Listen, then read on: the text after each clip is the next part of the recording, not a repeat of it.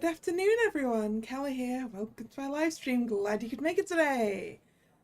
So, today we are finally back to the mysterious thief Forget-Me-Not. Last time,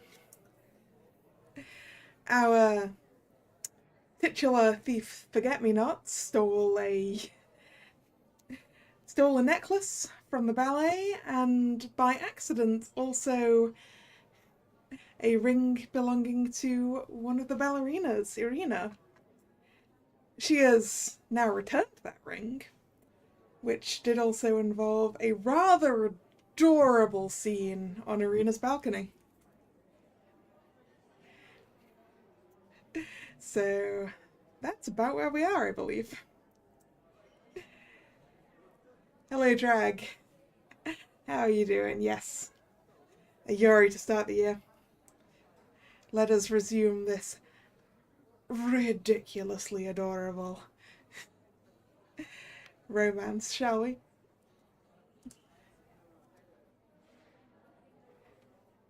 I am quite prepared for something cute. So, excuse me, could I get another glass? Coming right up. It's already been a couple of days since that night at the museum. Between the exhibits and the ongoing police investigation, we've been treating it as the time off we've all needed. I've especially found it easy to keep myself entertained due to Forget-Me-Not visiting me almost every night since that first time. Each time we chat, we've traded topics with one another about pretty much anything that comes to mind. I ask them about the city and their heists, and they ask me about the company and the places we've been.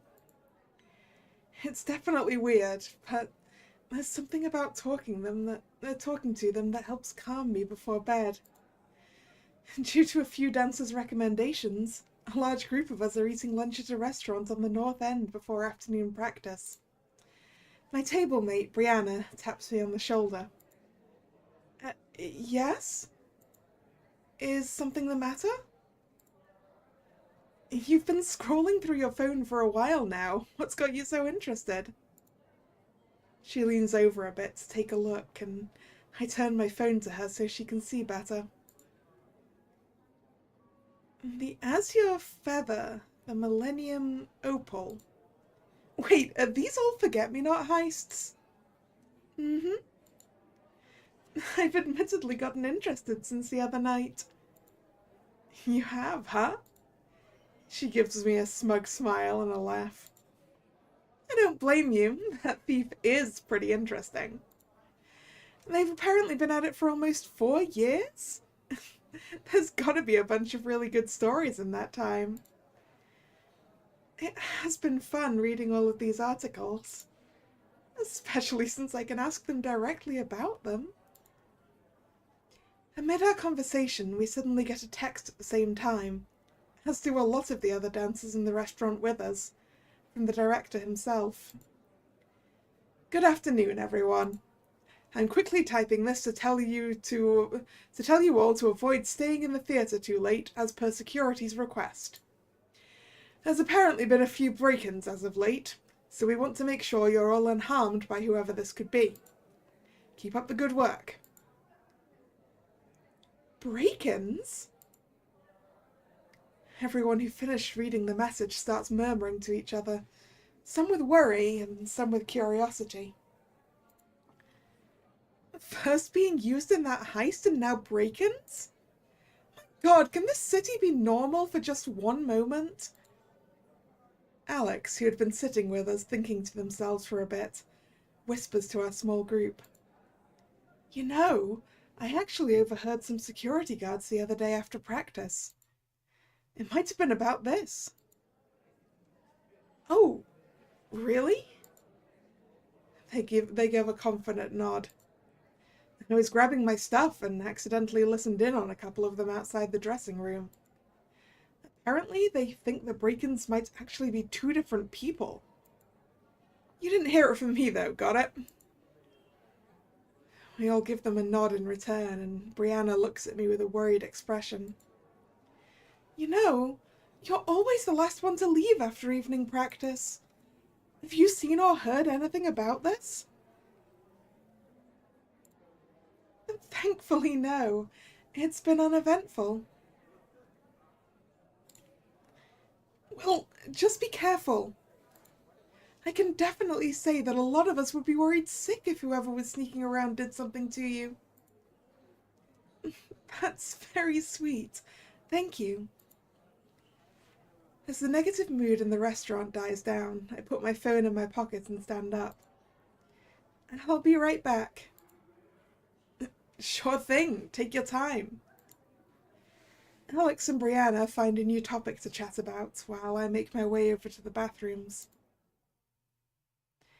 After checking to see if anyone is around, I close myself in a stall and pull my phone back out, finding an article about the break-ins.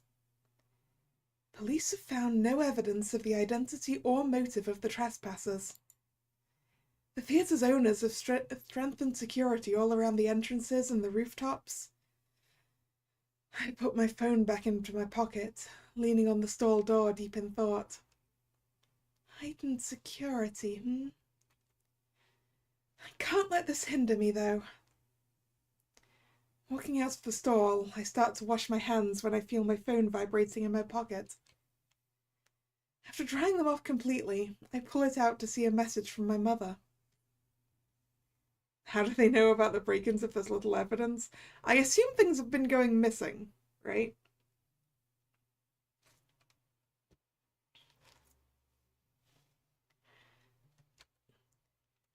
I saw the news about that thief. Are you okay? Please call me. I should have figured that would reach her. I pull up her number and start calling, walking out of the bathrooms as I wait for her to pick up the phone. Irina! It doesn't take long for her to do so, and I'm greeted by her familiar voice yelling into my ears in Russian.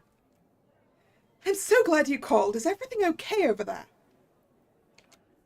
Yes, Mother, I'm fine. When I saw the news about that thief and the jewel, my heart just about jumped out of my chest. You're not hurt or anything, are you? Nothing stolen? No, Mother, I'm all right, I promise. How have you and Father been doing back home? Don't try to change the subject on me, young lady. Sorry. But we're fine. You should be more worried about yourself. Being spirited away by some suit-wearing hooligan. I swear, no matter what country you're in, the police continue to be useless. As I hear my mother continue to rant, I let out an embarrassed chuckle. In the corner of my vision, I spot Brianna and Alex looking at me, most likely wondering who I'm talking to. Sorry to interrupt you, Mother, but I need to head out now. Afternoon practice and such. I hear a disappointed huff from the other end. Very well, but you're not free from me yet, Inka. Call me when you have more time on your hands. And you had better be giving yourself some free time. I don't want to hear about you overworking yourself again from your uncle. Yes, Mother. I love you. I love you too. I hang up the phone and put it back in my pocket, walking back to the table to finish lunch. What my mother said at the end echoes in my head along the way. I don't want to hear about you overworking yourself again. Sorry, Mother. That line continues to ring in my mind for the rest of the day.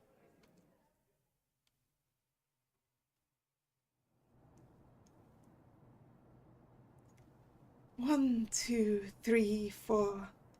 1, 2.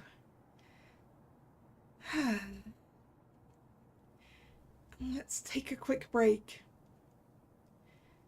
It's now late into the night, and instead of sleeping like I should, I'm in one of the practice rooms at the theatre hall. Everyone else is back at the hotel fast asleep. Meanwhile, I'm here alone doing an extra bit of practicing. Sitting down on one of the benches, I pull out my water bottle and take a hearty drink from it.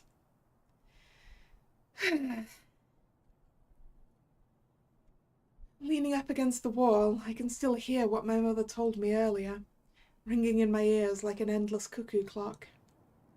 I don't want to hear about you overworking yourself again. Again. The way she said that makes my heart sink, but I can't let it get to me. I shake my head to try and get rid of it, but it persists despite my best efforts. No one knows about my extra practicing, especially not my uncle. And they'd start to worry about me, and while I appreciate the concern, that isn't going to help me catch up to where everyone else is. I can make up for this later. Calming myself by breathing in and out deeply, I stand up from the bench to continue as I notice a light outside in the hall. Hello, Nick. How are you doing? Hiding in a blind spot nearby, I wait for whichever security guard it is to pass on by. Phew.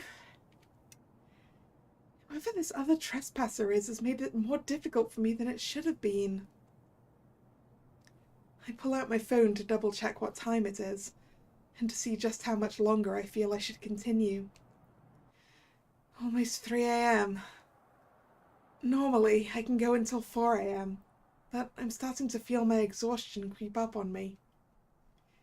Yeah, Irina, I don't think you should be practicing till 4 a.m. That does not sound good.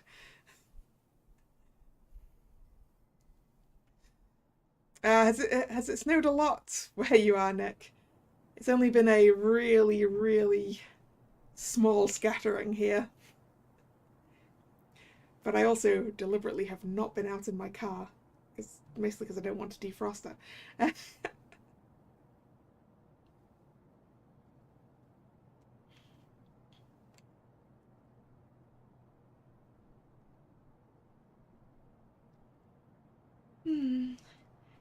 Maybe this is a good stopping point for tonight. After making sure I won't get interrupted by any wandering guards, I duck back into the corner and open my bag. I pull out a sweater, skirt, and sneakers from inside and wear them on top of my leotard to make sure no one wonders why I'm wearing it this late.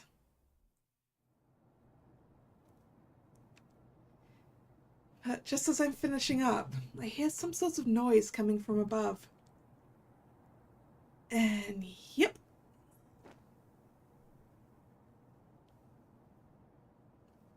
I think that was Crow. Not certain. In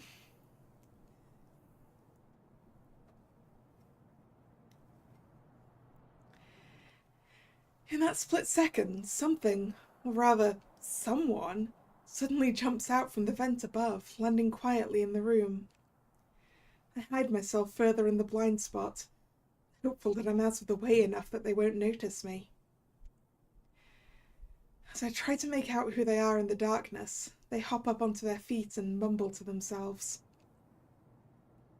Haha, it is. Simple recon my ass. These damn theatre jobs are always the worst. Squinting at them in the darkness, I can make out that it seems to be a man in his 30s, with short black hair and wearing dark clothes. As they look around the room, not noticing me in my hiding spot, they pull out some sort of sheet from their bag and look it over. I suppose that answers who the other trespasser is. They eye the sheet up and down, still thinking out loud to themselves. Already checked the dressing rooms. That's no good, they increased security there. I see this as my best chance to try and leave without them noticing, so I slowly tiptoe my way to the exit. All the while glancing both at the door and back at them to make absolutely sure I won't get caught. Meanwhile, they continue their mumbling, scratching their head as they put the sheet away. That's about it, I guess. Whoever this other trespasser is making my job harder than it needs to be. Excuse me? I quickly clasped my hands over my mouth, but not quick enough to stop my sudden response from escaping. Huh? What the? They start looking around to find where that sound came from. And the two of us end up making direct eye contact. I freeze in place, just a few steps away from the door, as a wide range of emotions flashes by on their face before they finally say something. You're the other trespasser? That's my line. You're just one of the dancers. Why are you even here this late? They pause, staring at my bag and then back at me before continuing. If you want to practice, do it in your hotel room. You sneaking around is making my job harder. I could say the same to you. You sneaking around is making it harder for me to practice. Excuse me? Our bickering is cut short by another security guard making their rounds outside the room, as we both dive for the blind spot. We wait with bated breath, neither of us making a sound, as the guard lazily checks inside the room with their flashlight. When they finally leave, we both let out a deep sigh before getting back up. Listen, lady, I don't care what you're doing here, but can you do it when I'm not trying to sneak in? How was I supposed to know someone else was coming to the theatre hall this late?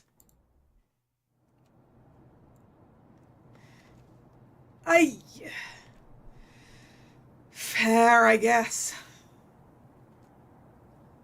An awkward air hangs between us, with neither of us knowing how to continue this conversation. They stare at me for a bit, before a surprised look quickly appears on their face. Hey, wait, you're the one she... Pardon? Never mind. Ignore me. What are the odds? I give them a confused stare, but brush it off. Feeling my exhaustion once more, I pull out my phone and notice that it's a bit past 3 now. If it's, not too much trouble, I was actually in the middle of leaving. I don't recommend doing that right now. They pull out the sheet I saw earlier and show it to me. It's a map of the theatre hall, with multicolored lines showing security guard routes. They beefed up their forces this afternoon, so if you got used to the old routes, then forget 'em. That must have been when the director sent us that text. How exactly am I going to leave then? Not to worry. Even though they changed their routes, they actually made some loopholes we can use to our advantage. They fold the sheet up and put it back in their bag, making their way to the door. Taking a quick peek out into the hall, they motion me to follow. I stare at them for a bit, before they speak up again. Just trust me. I know this place better than you do. Unless you think you can sneak past all these guards yourself. With a sigh, I make my way over, and the two of us exit out into the hallway. Once in the hallway, they don't say a word, letting their movements do the talking for them, as I mimic them to the best of my ability. Hugging the walls to take advantage of camera blind spots, and tucking into the rooms at their signal and waiting for guards to pass. We continue like this the whole way down the hall, with me in awe at how perfect their movements are. It makes me want to ask just who they are, but I know this isn't the time to be asking them anything. Not until we're clear. We make it to the backstage doors when they finally stop and turn to me. Just a little bit farther and you'll be good to leave through the back. Around this time, they're a bit more lenient in that area. Not for long, so you better make it quick. You want to see the map with all the guard routes on that hard drive?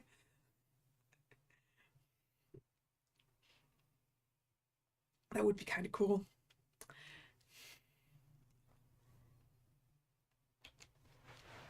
Thank you for helping. But I'm confused why you would do so in the first place. Easy. The sooner you're out, the sooner I can get back to work. A sigh escapes me as I simply stare at them unamused. Don't give me that look. Now let's go before anyone shows. Before they can finish, however, we're interrupted by someone's footsteps coming down the hall in our direction.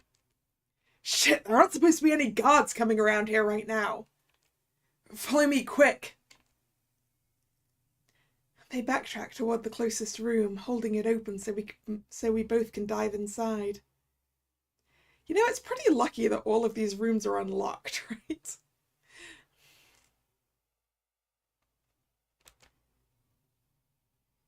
Once inside, they motion me towards one of the corners as they open up the vent above.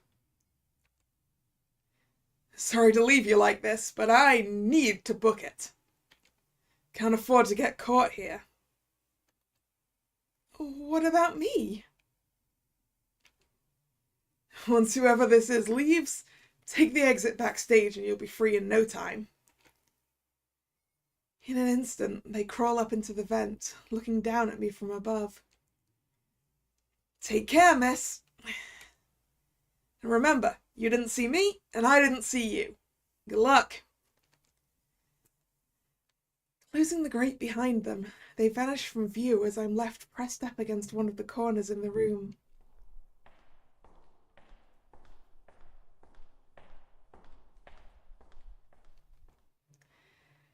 I do my best not to make any sounds, but the footsteps get closer and closer. Holding my breath and clutching my bag tightly, they get louder until they stop right in front of the door to the room. In what feels like an eternity, the door slowly opens, and whoever this is enters the room. Ah!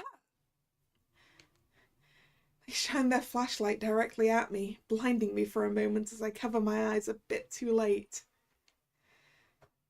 I ready myself for them to start berating me with questions about who I am and why I'm here. But instead I'm greeted with a soft, familiar voice.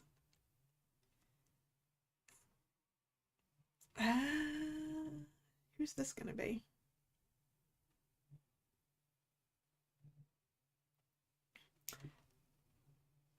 Miss Lebedev? I blink, trying to adjust my vision, as whoever this person is finally comes into view.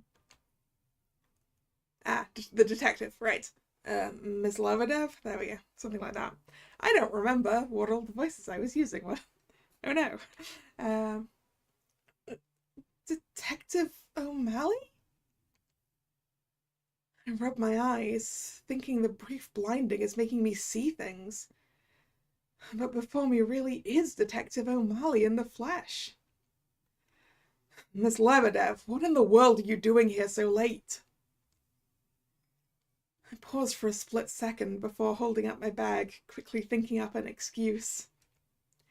I accidentally brought the wrong bag back with me to the hotel earlier, and I wanted to make sure it wouldn't get lost or damaged. You could have waited until the theatre opened up again in the morning. I could have, if it wasn't for the fact that this was inside. I pull my phone and medicine bottle out of one of the front pockets, and Detective O'Malley stares at it for a bit before adjusting their glasses. My apologies for doing something like this when there's that trespasser sneaking around in the theatre, but I had to get everything back in one piece. I wanted to make sure whoever this was didn't take these things with them. Fair enough, I suppose. As I'm putting my phone back inside, they open the door for me. Come, I can escort you out so the night shift doesn't pester you too much. Thank you so much. As we exit the room, the detective glances up at the ceiling where the vent is, before turning back to me. Just to be sure, you came here alone, correct? That I did. All right.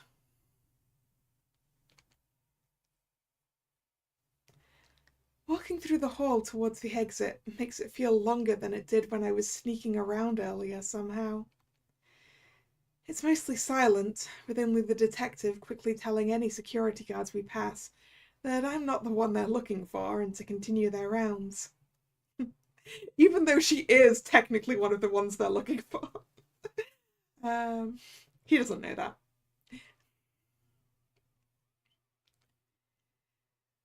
I start to feel a little awkward until they turn to me and start speaking. I want to apologize to you and the company for how long our investigation has taken. It normally doesn't take this long, but everything about that night has turned everything upside down. Not to worry, Detective. We're actually using this extended time here as our excuse to finally take some time off, considering how busy we've been as of late. If anything, I'd say we should be the ones to apologize for you for the trouble we've caused. No, you really shouldn't. If anything, it'd be that damn Maximilian's fault. I apologize that you got wrapped up in that idiotic plan. Things like that are supposed to be cleared by me. Oh, that's right. You're the one in charge of the Forget-Me-Not case, correct? That's right. And just as they've been at this for over 3 years, I've been in charge of this case for just as long.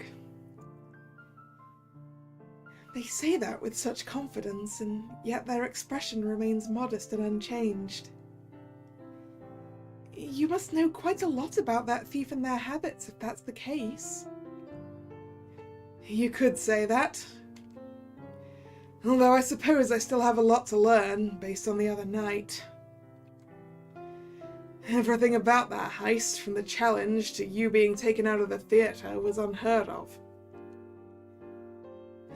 Based on their mannerisms, however, I imagine they had everything planned out, assuming the jewel was going to be in a normal location. But upon seeing the fake jewels all being worn by you and your fellow dancers, they had to improvise at the last minute.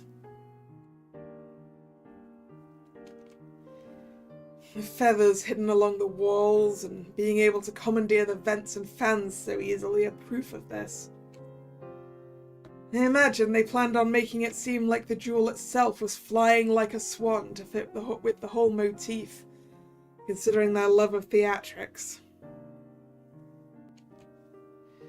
Although that's only conjecture at this point, with my only hunch to go off based on past heists. Hearing them going on about the heist like this leaves me with a sense of awe. Theorizing based on context clues, using what they know about the situation prior to the incident. It's just like how Forget-Me-Not won that challenge in the first place. The detective seems to have noticed my stunned silence, pausing in the middle of their theorizing. Is something the matter? I'm just really impressed. Listening to you talk about your theories and the evidence backing it up with such confidence. You're really quite knowledgeable about that thief. Just like they said. Oh, well, it's nothing, really. Just doing my job and all that. I can't help but giggle at how flustered they suddenly got after my compliment. As we get closer to the main hall, they clear their throat, regaining composure and continuing our conversation. Anyway, I've heard that you and a few of the dancers have had your curiosities piqued by that thief.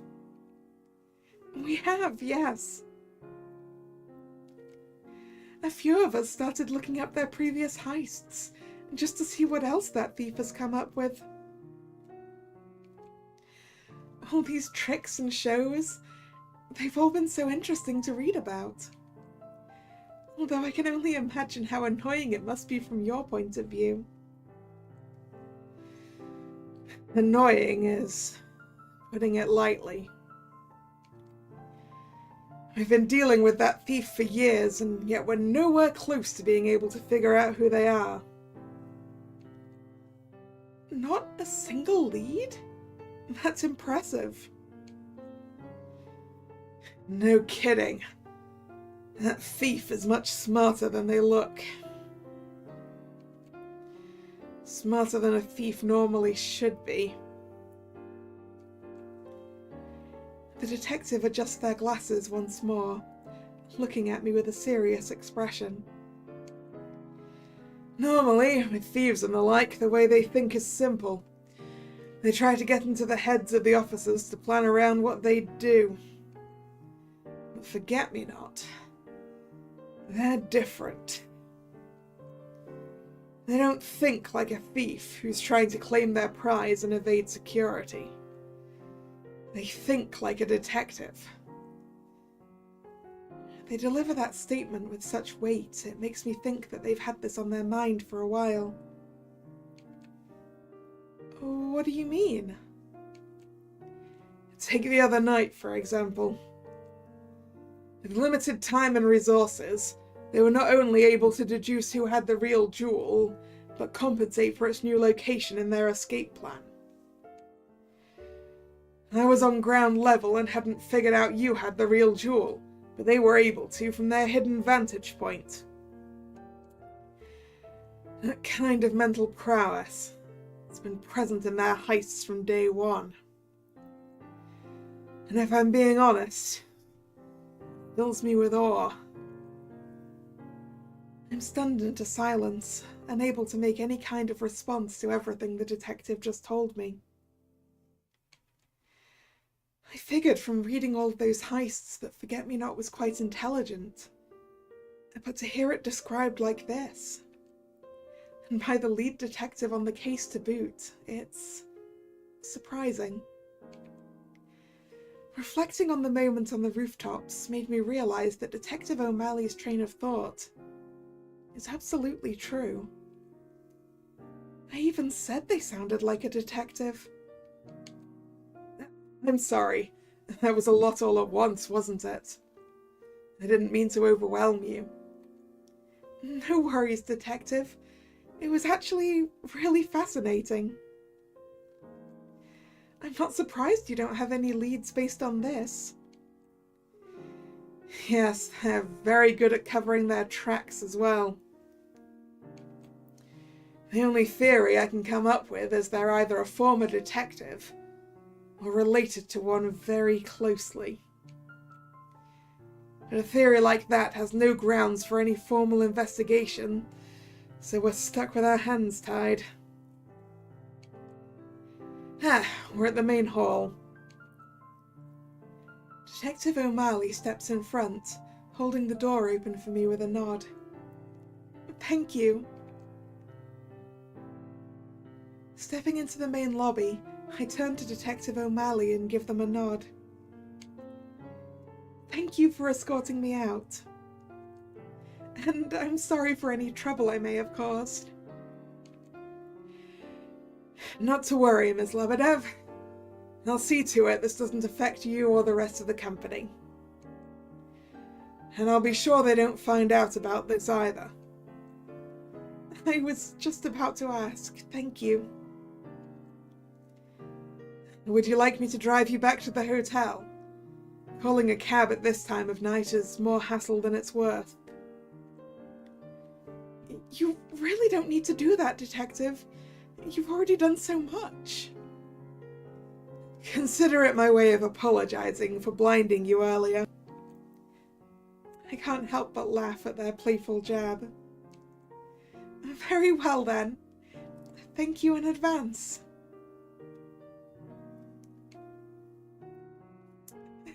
Alright, see you later, Nick. Good luck with the snow. Drive safe.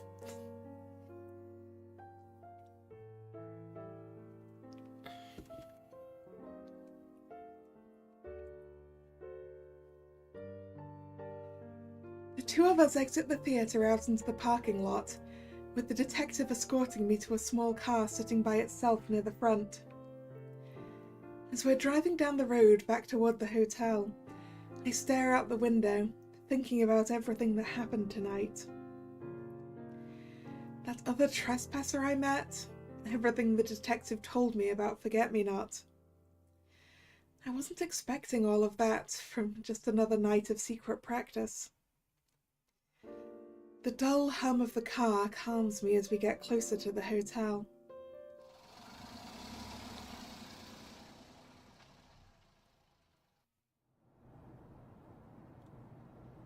Hey, it's Forget-Me-Not on the balcony again. I walk into my hotel room with a big yawn, the clock on the wall saying it's almost 4 a.m. The urge to just flop down onto the bed and fall asleep like this is tempting, but a sight on my balcony makes me change my mind. Oh! Waiting in the moonlight is none other than Forget-Me-Not, a suit and cape practically glistening against the night sky. I walk over to the balcony door, giving it a soft tap as I go outside. Good evening! They turn upon hearing me, with a big grin on their face. Ah, there you are! I didn't come at a bad time, did I? They stare at what I'm wearing, making it obvious that this is anything but normal. No, you're fine.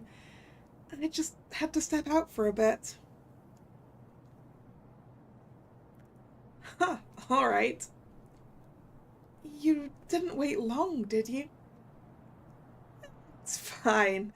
I found ways to pass the time. Though, you seem pretty tired. Do you want to save this for another night? Is it that obvious? I'd feel bad considering you had to wait. Nah, don't worry about it. It's no problem at all to reschedule.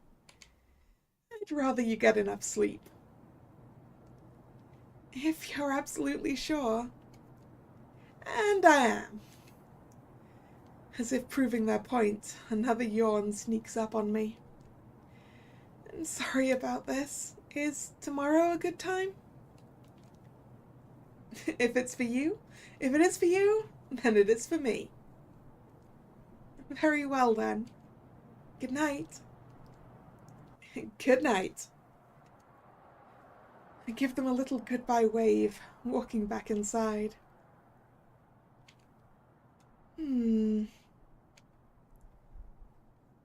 Just as I'm closing the balcony door, I hear something and turn around. Did you say something? But by the time I look, they're already long gone, their glider not even visible over the horizon. Must have been hearing things, I suppose. Ooh, did she see Irina coming back to the hotel with the detective?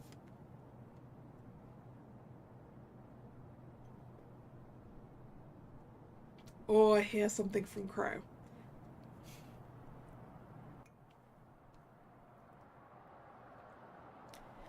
With another yawn, I start to finally get ready for bed after such a long and exhausting night. The next day.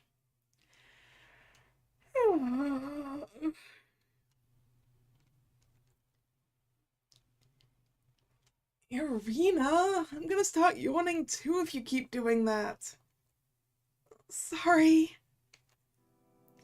Another day goes on like any other, and the adventure I had the other night feels like a distant dream because of it.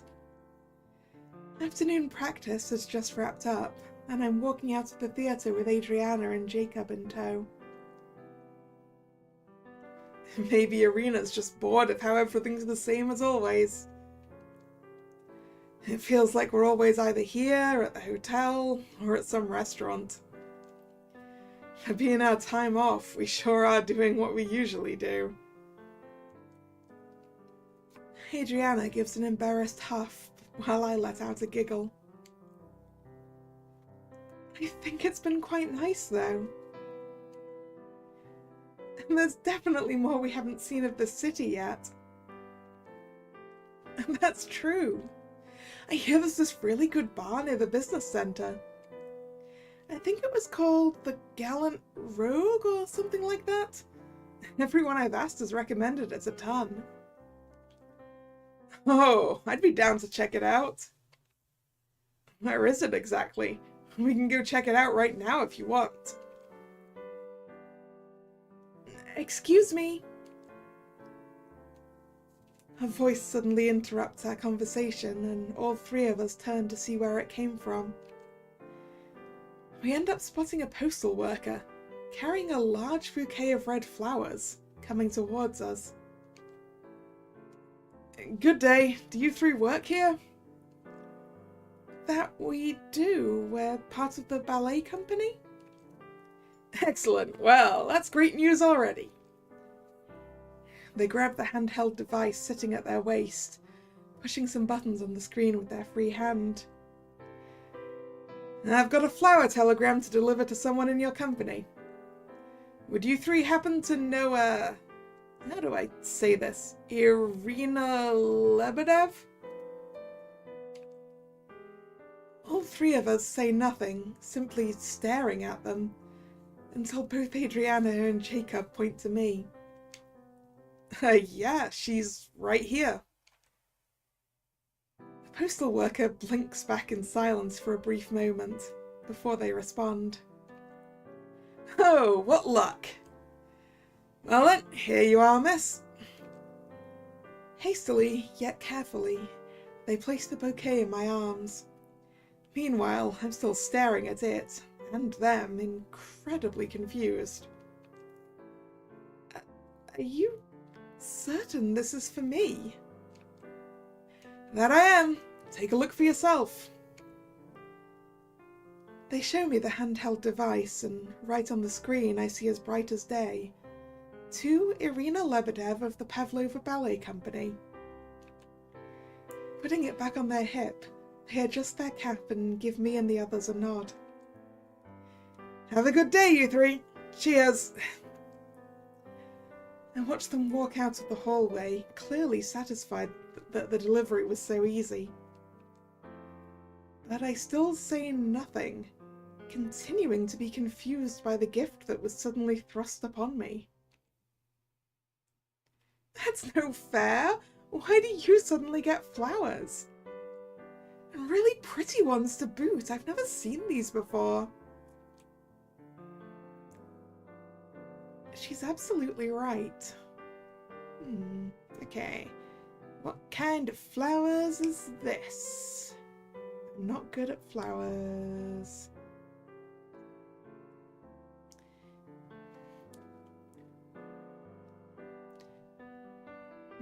Nope, I'm not good at flowers. The bright red flowers are stunning to look at, and the sweet, subtle scent they give off brings the bouquet together. A little card sits in the arrangement, with the side that's facing me showing the name of the shop these flowers presumably came from, Ramona's Flowers. I carefully pluck it out and flip it around to see if there's anything written on the other side. Jacob and Adriana lean in to get a better look. Let's see here. On the back is just a couple of short sentences, without any name, initials, or signature to go along with it. The card itself reads as follows. The meaning of these flowers rings true for both them and the lovely dancer therefore. May they give you a sign that you're perfect as you are. This language. In the bottom corner, I notice a drawing of a flower, and I instantly realize who this surprise gift is from. I can feel my face turning redder, and it seems Adriana and Jacob noticed. Ooh, Irina's got an admirer. The lovely dancer, therefore. How poetic. Irina, your face is almost as red as these flowers.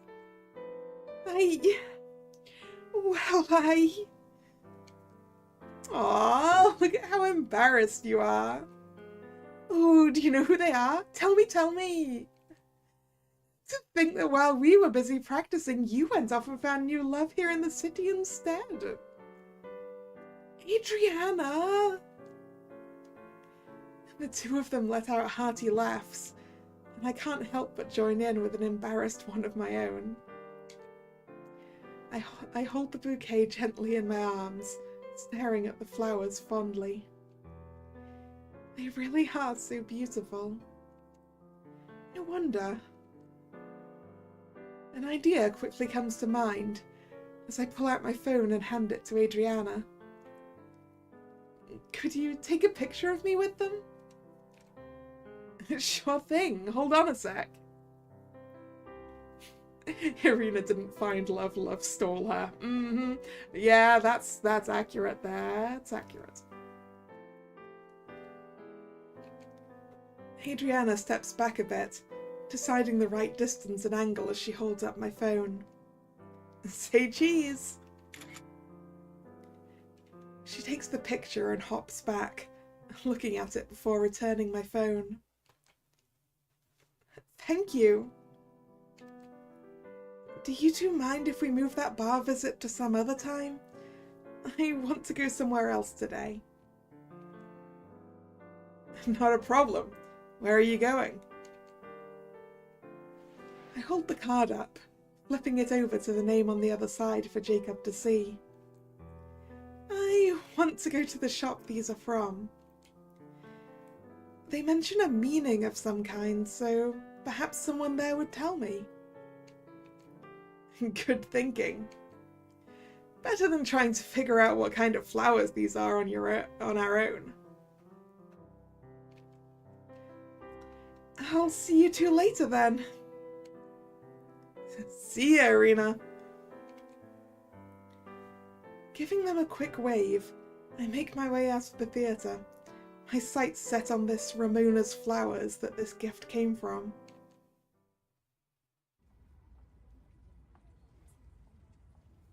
Here you go.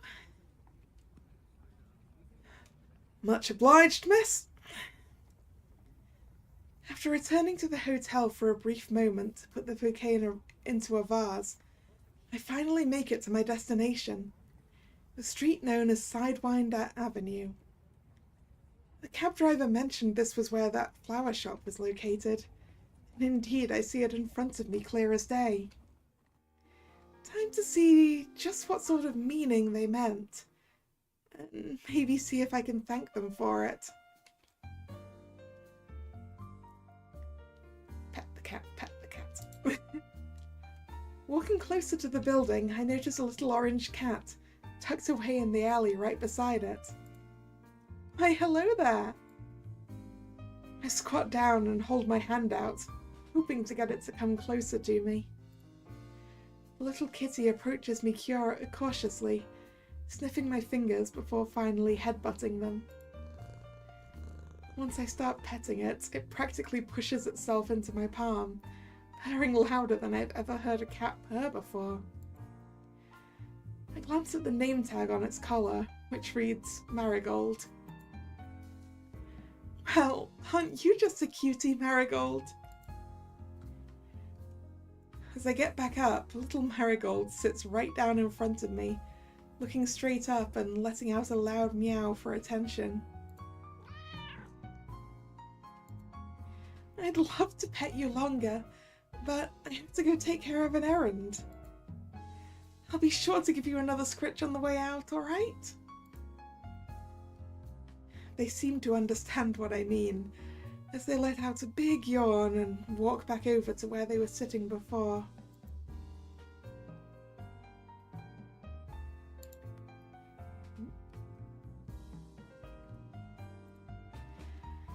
Standing before me is my destination, the flower shop known as Ramona's Flowers. It's a modest-looking shop, but a cosy one as well.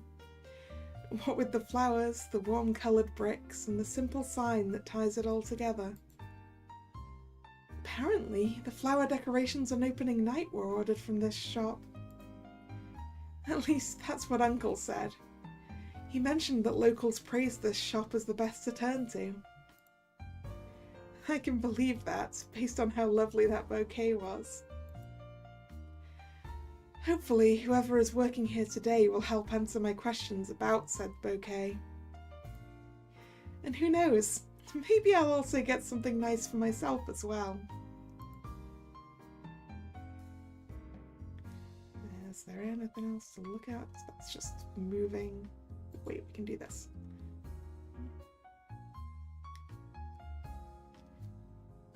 Yep, I think we're just on go inside. Am I ready to head inside? Yeah. Walking up to the door, I pull out the address to double check that this is the right shop. Ramona's Flowers on Sidewind Avenue. Everything checks out. Tucking it back into my purse, I open the door. The chime of a bell and the soft scent of flowers immediately greet me. Upon entering, the smell from earlier envelops me even further, now with all the other flowers joining in. The cozy interior matches the exterior, everything organised and displayed so elegantly yet efficiently. While looking around, an older woman about my height greets me from the cash register. Hello there, miss. The name's Ramona. Welcome to my shop.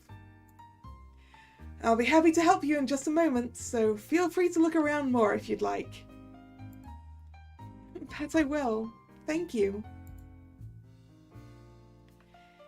Giving me a big bright smile, she returns to looking at her phone, scrolling through it while punching numbers into the calculator on the counter. Alright, let's look at flowers. Well, let's look at the window. I walk over to the window to look at the flowers lined up alongside it. It's a quaint collection of smaller potted plants, all with little signs showing what they're called and where they're from. Outside the window itself isn't the best view, as it just faces the other building next door. But down in the alley I can see the little cat I saw earlier. Seeing it staring up at me, I can't help but give it a warm smile and a tiny wave. Is the cat in the alleyway yours? Miss Ramona takes her eyes off of her phone for a brief moment upon hearing my question, and gives me a firm nod. That's right. Little Marigold has lived in the shop since the day I found her wandering around. In the evenings, I let her in so she can sleep in the office in the back. She's smart enough to know when it's better to sit out there or in here, so I never have to worry. Aw, how cute. I can tell you take good care of her. Why, thank you. She goes back to scrolling through her phone, and I take one last look at Marigold before returning to my browsing.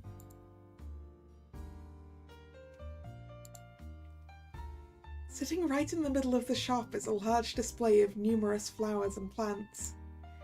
Some I can recognise, like tulips and chrysanthemums. Tulips. I think these ones are the chrysanthemums, possibly. Or these. Possibly the... Not the best at flowers. But others I haven't even seen before. In the handsome arrangement, I spot a few pots of really pretty lilies. The main one I can identify here is hyacinths, because they're quite a distinctive shape.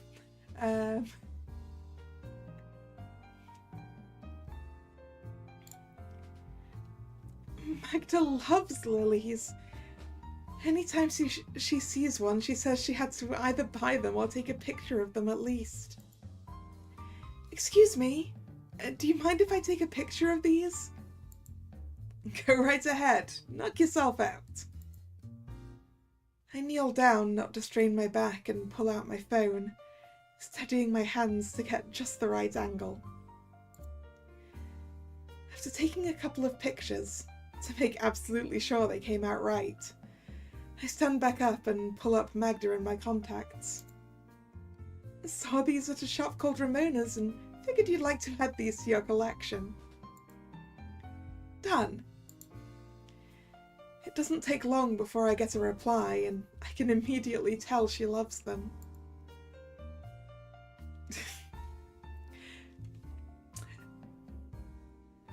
How do you vocalize a keyboard smash?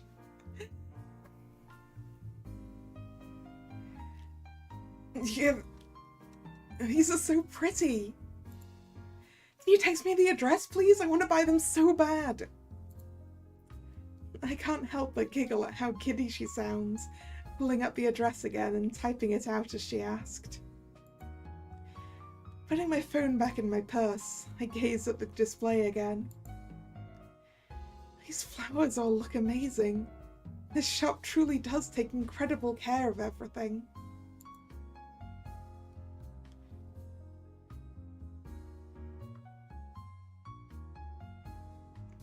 Is there anything else to click on aside from Miss Ramona? It doesn't look like it. Am I done looking around? I think so.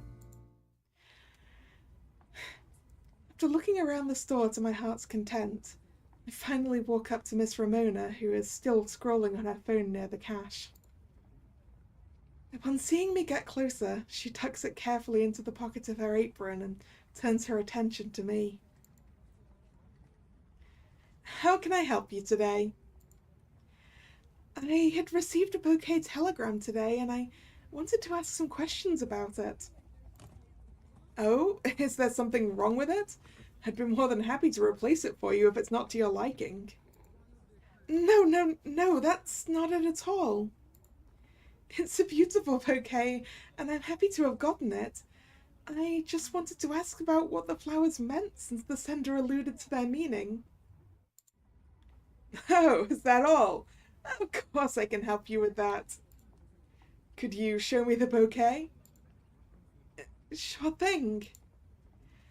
I grabbed my phone from my purse and opened the gallery to pull up the photo Adriana took earlier. However, after showing her the photo, Miss Ramona's expression quickly changes to a look of surprise.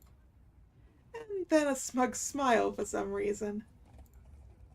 Oh. So you're the one who got the amaryllis bouquet? Ah, amaryllis. That is a flower that I know by name, but not by how it looks. Oh, these are called amaryllis. I also don't know off the top of my head what the meaning on that one is.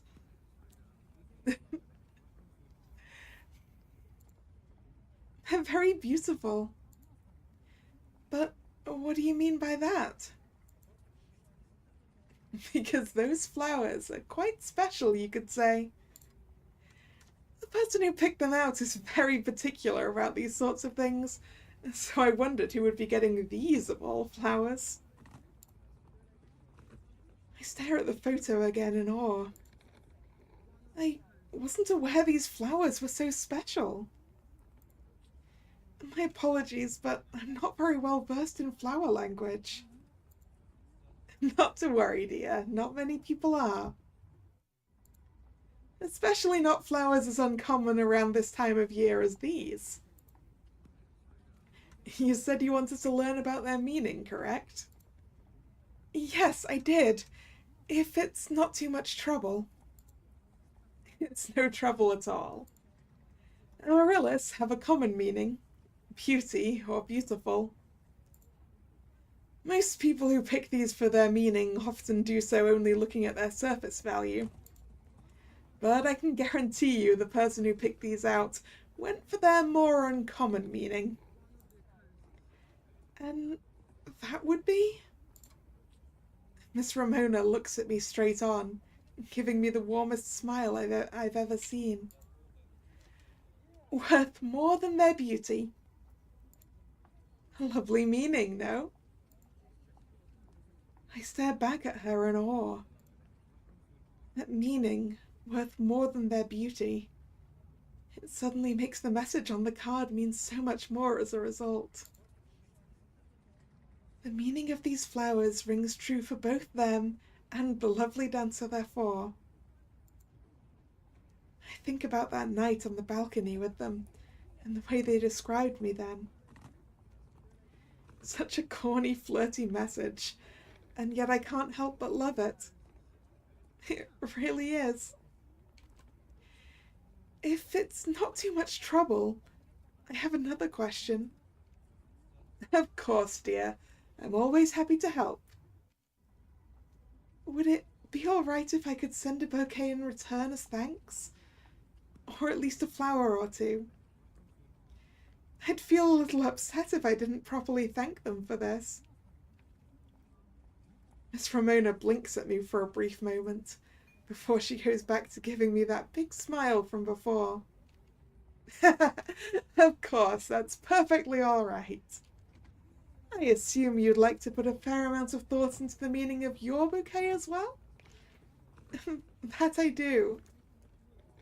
Although I only know the most basic flower language. Not to worry, dear. We can help. We? That's right. My main employee has been in the back working on bouquets this whole time. I'm sure she'd be more than happy to help you pick some flowers out. She turns to face the back door, holding out her hand next to her mouth, and yells, Dee, help the lady arrange her bouquet for me, would you? Ooh, this is going to be interesting.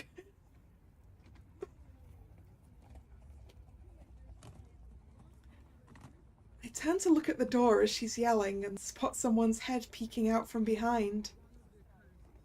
They quickly duck back in before I can see what they look like, without responding to Miss Ramona calling them. Are you certain this is all right? Don't worry about it, dear. She's just more used to working alone back there. She walks up beside me and lightly pats me on the back, pushing me forward. Go on then. When you've picked out your bouquet, I can help bring you up back out here. All right, I suppose. I walk forward, looking back to see Miss Ramona giving me another big smile as an okay. Giving the door a light knock, I open it and walk inside.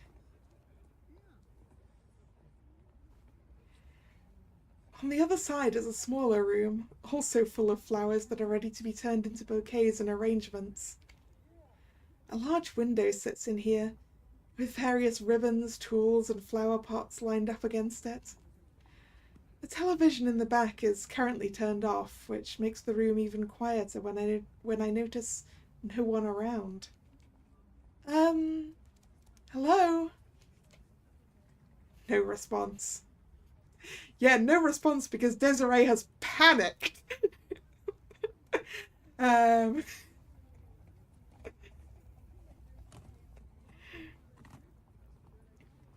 try again, wondering if someone really is back here. Hello? Miss Ramona said I could ask you to help me create my bouquet?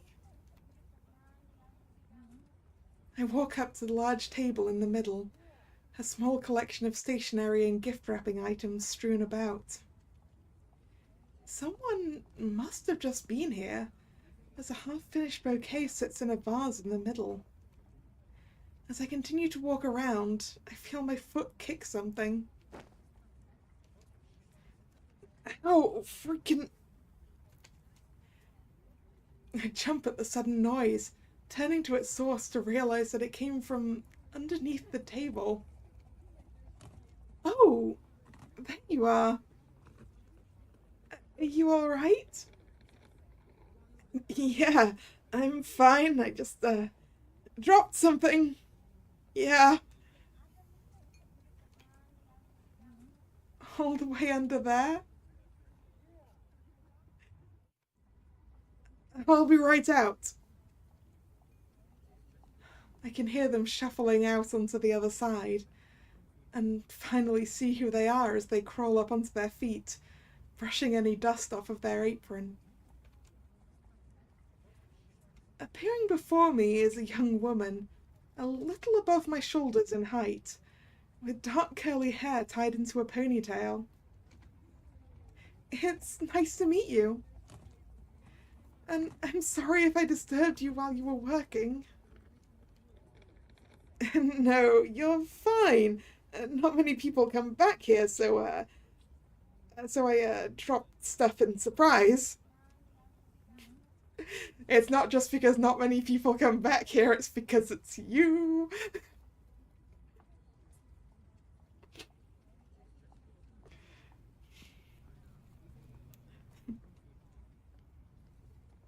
But also, Desiree, you should have realized this was a possibility when you sent your crush flowers from the shop you work at. um, I stare at her for a moment. Something in the back of my mind coming forward upon seeing her up close. My apologies, but do I know you? Huh? I don't think so. You're probably mistaking me for someone else. No, I'm certain that... I stare a little longer before it finally dawns on me. Oh, I remember now. You're that girl I bumped into on opening night. The one who got lost looking for the bathroom. She lets out a very quick sigh as she scratches the back of her neck sheepishly. Oh, right. How could I forget? It's nice to see you again.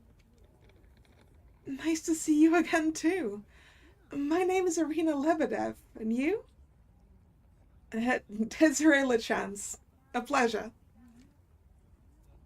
She takes the half-finished bouquet on the table and puts it away nearby, chatting with me at the same time.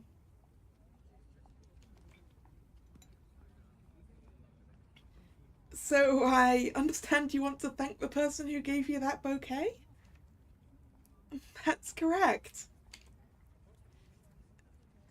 They're a regular at our shop and I help them personally. So once the bouquet is sorted out, we can get it delivered to them no problem. That's wonderful. Since you know them personally, would it be a problem if I accompanied you to deliver this in person? I'm sure they wouldn't mind. Yeah, I don't think that's gonna work somehow, Irina.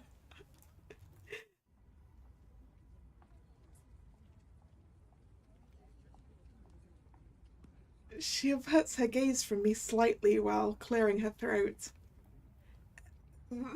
I mean, they aren't too keen on random drop-ins, even from people they know. Besides, they prefer their confidentiality and whatnot. I hope you understand. Oh, of course. She grabs a medium-sized ring binder that was next to the television, placing it on the table as she slides another stool next to the one already there.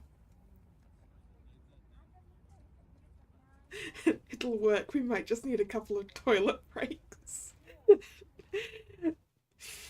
Yeah, no, I think that would make it too obvious.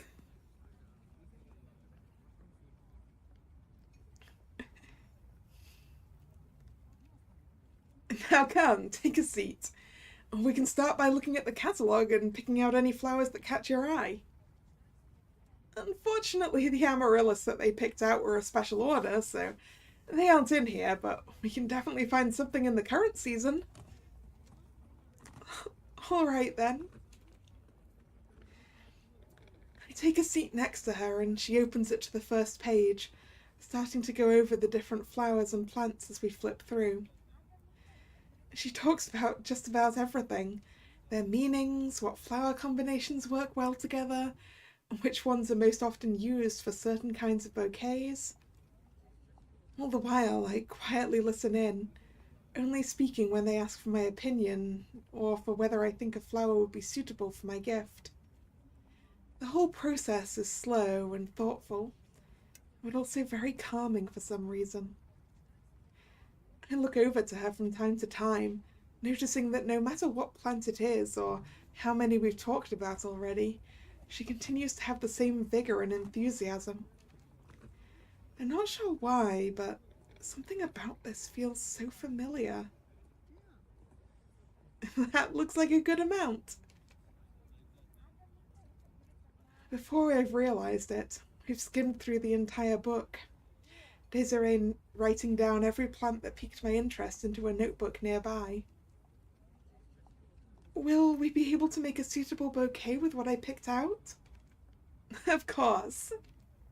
I've already got a combination in mind and can start working on it as soon as I can. What do you think about this? She shows me a small handful of flowers from the list. Oh, that will look lovely. I think it's perfect. Great. It will take a little bit, though, so I hope you don't mind waiting in the front until it's ready. Yes, that's perfectly fine. Thank you so much. No problem. I'll try and get this done quick so you don't have to wait around too long. Miss Ramona at the front can run you through our delivery process and payment if you'd like. That sounds all right to me. We both get up from our seats, with Desiree putting the binder away and grabbing her tools to start working again.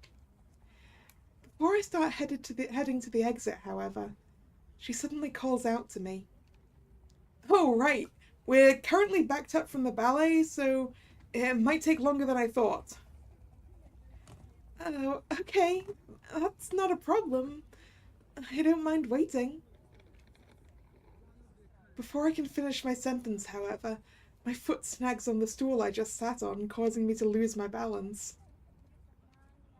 Oh, watch out! Aww. Aww, look at these two. Look at them. Nope, nope, right click is that. That's not what we were aiming for. I'm not sure what the button would be to take the text box away. Actually, we can probably look in the options, maybe. Options, controls, there we go. Middle click. Full CG, yay. I close my eyes tightly, anticipating the pain of falling onto the floor square on my back. Instead, I open them to see Desiree, who caught me mid-fall and is now staring at me with a nervous and concerned look on her face. With how they caught me and the way I wrapped my arms around them, this scenario feels oddly familiar. Are you alright? You're not hurt or anything, are you? I blink, still trying to get my bearings straight, but managed to muster out something of a response. I'm fine. The words that come out of my mouth solidify this odd deja vu I'm feeling as she pulls me back up onto my feet. I am so sorry. I didn't mean to distract you and cause you to trip and... She goes on with her stammering, but I start to zone out. Something coming forward from the back of my mind as I watch her. The whole time I've been here, something has felt oddly familiar. Between how calm I felt when I was listening to her speaking and now this deja vu with how she caught me. It's almost like I'm with that thief right now. I chalked it up to having them on my mind this whole time, but this is all too much of a coincidence at this point. And the way Desiree has been acting, between being under the table earlier to how she reacted to my question of that thief's address. It's almost like she's trying to hide something. Miss Lebedev? This is all more than just a coincidence at this point. And the more I stare at Desiree, the more it starts to come together. It's you. Huh? What's me? You're Forget-Me-Not. Her face grows paler after hearing that, as she takes a step back from me. What? No! You're mistaken. You must have hurt your head during the fall. Here, I can get the first aid kit and... No, I most certainly didn't. This is all too much to be a coincidence, especially with how you're reacting. Anyone would be surprised to suddenly be accused of being the Forget-Me-Not. But the way you caught me, it's just like on the rooftops before.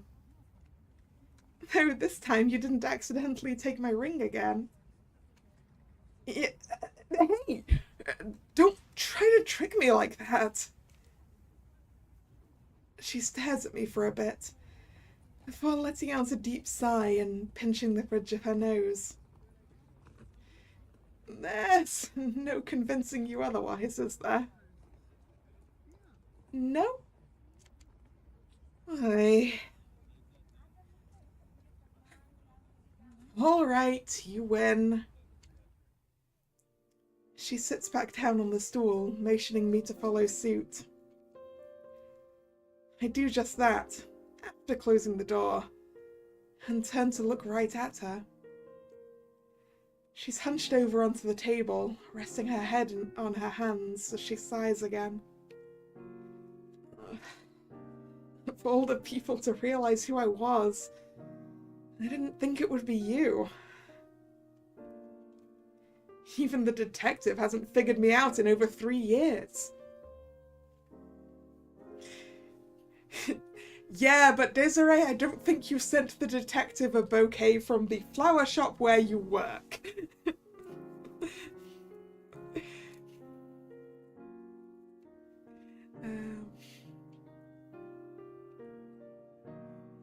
You've just done a good job of hiding yourself, I suppose.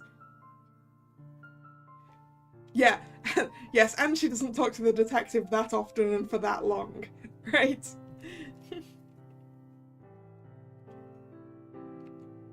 Although, I guess I can thank you for the bouquet personally now, so thank you. You're welcome. I wasn't expecting you to try and send a bouquet back. That wasn't part of the plan. It seems nothing about our interactions ever go according to plan, huh? Yeah, that's one way of putting it. She lets out an embarrassed chuckle, finally looking at me, her cheeks tainted a faint red, as she gives me a smirk. It must be weird seeing me without the costume on, huh? A little bit. You actually look quite different without it, so I didn't recognize you. That's on purpose, you know? People get so fixated on the suit that seeing me in my civilian wear feels too underwhelming, so they doubt themselves. Like me. I'm surprised how quickly you figured out I sent that bouquet. I didn't even leave my normal signature. It was the language you chose that tipped me off. Just like what you said on the night of the heist. What was it again? The jewel suits a beautiful swan such as yourself perfectly? Please, I'm begging you, forget I said that. I couldn't sleep from how embarrassed I was. We both share a laugh, which helps ease the awkward tension between us. I then let out a soft sigh as I look at her. If I'm being honest, I prefer seeing you like this. Huh? Why's that? Well, all the other times we've spoken, you've been in disguise as the thief. But right now, I'm not looking at Forget-Me-Not. I'm looking at you, Desiree. Desiree's face turns a bright red at my remark as she averts her gaze from me. Meanwhile, I giggle at how flustered she is. And this is another good reason why I like seeing you like this more. It's easier to see you blushing. That's not fair. Now you're just teasing me. She lets out an embarrassed laugh before looking back at me, her face still a bright red. But I will admit, it's nice to be myself around you. Talking to you and just seeing you each night just really made these past few days great. She slides her hand close to mine as she continues. We've only known each other for a short time now, but I hope that I can even partially become someone you feel just as comfortable around. She gently holds my hand, averting her gaze again as her face turns an even brighter tint of red. I smile back at her, a blush lighting my cheeks too, but... Ah! I quickly pull my hand back, cradling it as I try to subdue the sudden panic attack. My hand starts to shake a little, and I hold it tightly to try and hide this. I'm sorry. I don't know what came over me. I look back at Desiree as I try to calm myself and see that bright look she had on her face change to a sad, worried gaze. Are you okay? I didn't hurt you or anything, did I? No. You didn't do anything wrong, I promise. A sudden wave of nausea hits me as the usual after effects start to rear their ugly heads. Damn it. I start to stand up, albeit a little wobbly, as I try to compose myself. I guess the other night is catching up to me. I should probably head back to the hotel. Are you sure you're okay to walk? You're looking really pale. I could help escort you out if you like. No worries. I just need to take a nap back at my room. Thank you for your concern. As I stabilize myself enough to walk, I start to turn towards the door. I'd still like to get that bouquet, or even just a few flowers for you as thanks.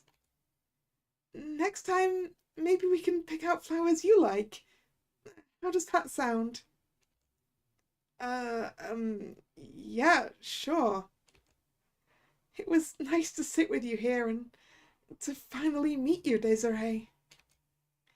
Take care. I'll see you later. Yeah, I'll see you later. I try my best to ignore the hurt in her voice, still rightfully concerned over what happened, as I walk out of the back room. Giving Miss Ramona a wave goodbye, I walk out and call a cab to head back to the hotel as soon as I can. All while fighting off the onset attack that suddenly crept up on me. Why did that have to happen now? Happen again now of all times? Everything was going so well.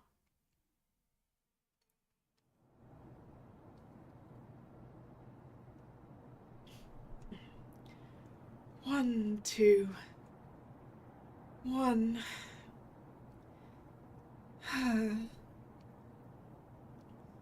no good. I still can't seem to focus. The rest of today felt like a hazy mess. I took a long nap after the episode earlier, almost missing evening practice as a result. And the whole time since, I've been trying to take my mind off of what happened.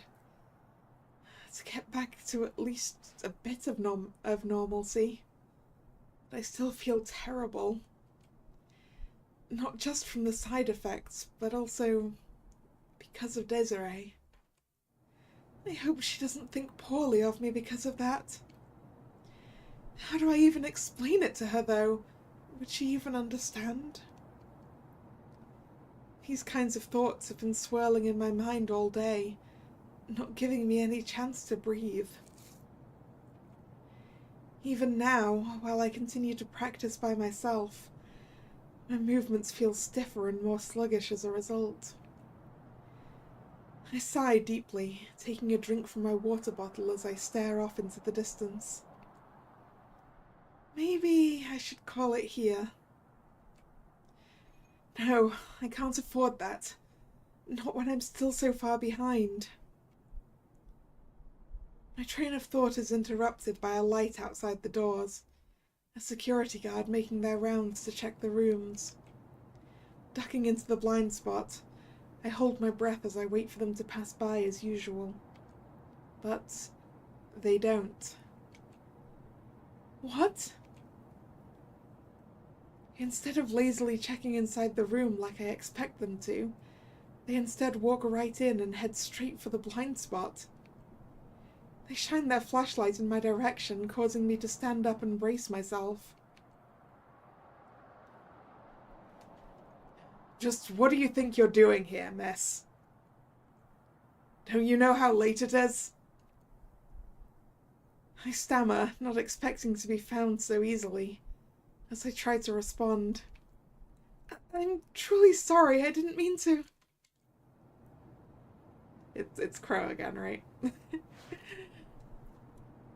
But in the middle of my rambling, I hear the guard laugh under their breath. Hey, relax. It's just me. I feel my mouth hang open upon realizing who this was. You! The trespasser from the other night. That's correct. It's a pleasure to see you again. They quickly take the uniform off, revealing the attire they wore the other night hidden underneath. There we go. Much better.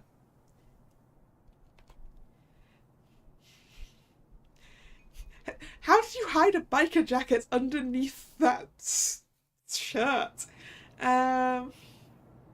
Skill, clearly. How in the world did you do that so fast? Trade secret. I can't help but laugh, feeling the tension fade as they put their flashlights away. With just the two of us in the room, and with it not feeling as awkward as last time, I continue. If I may be so bold, just who are you? Between the disguise, how you've noted down the security routes, and how skilled you are at sneaking around, you're clearly anything but a normal trespasser. I suppose introductions are in order? You can call me Crow. I'm an information broker of sorts. My apologies for not introducing myself before. A little hard to when we're trying to sneak out, you know.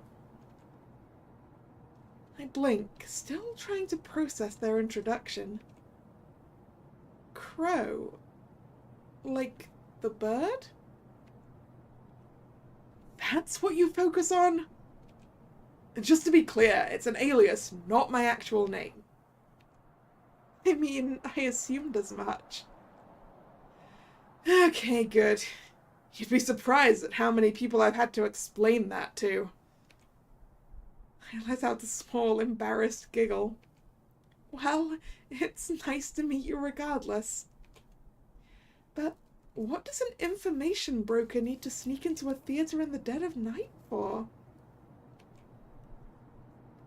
They pause for a brief moment yet again, I suppose it's fair to answer that. I was hired to look into your company, specifically the lead dancer, Damien Petrov. Damien? Is this about those rumors that have been flying around? I knew you'd get it. That's right, my latest client wanted me to check the validity of those rumors. I suppose they have gotten quite out of hand. You can take my word that Damien is a good man. I've known him for a long time now. Yeah, I've confirmed that the rumors are just a bunch of bull, so my job is done. They suddenly look at me with a serious expression, shifting the mood.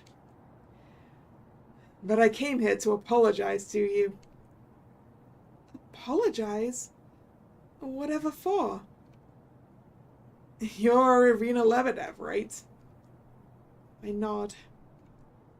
I had to do some digging to confirm those rumors and anything related to them, and I ended up stumbling upon your past dealings. Even without saying it outright, I immediately know what they're referring to. Ah.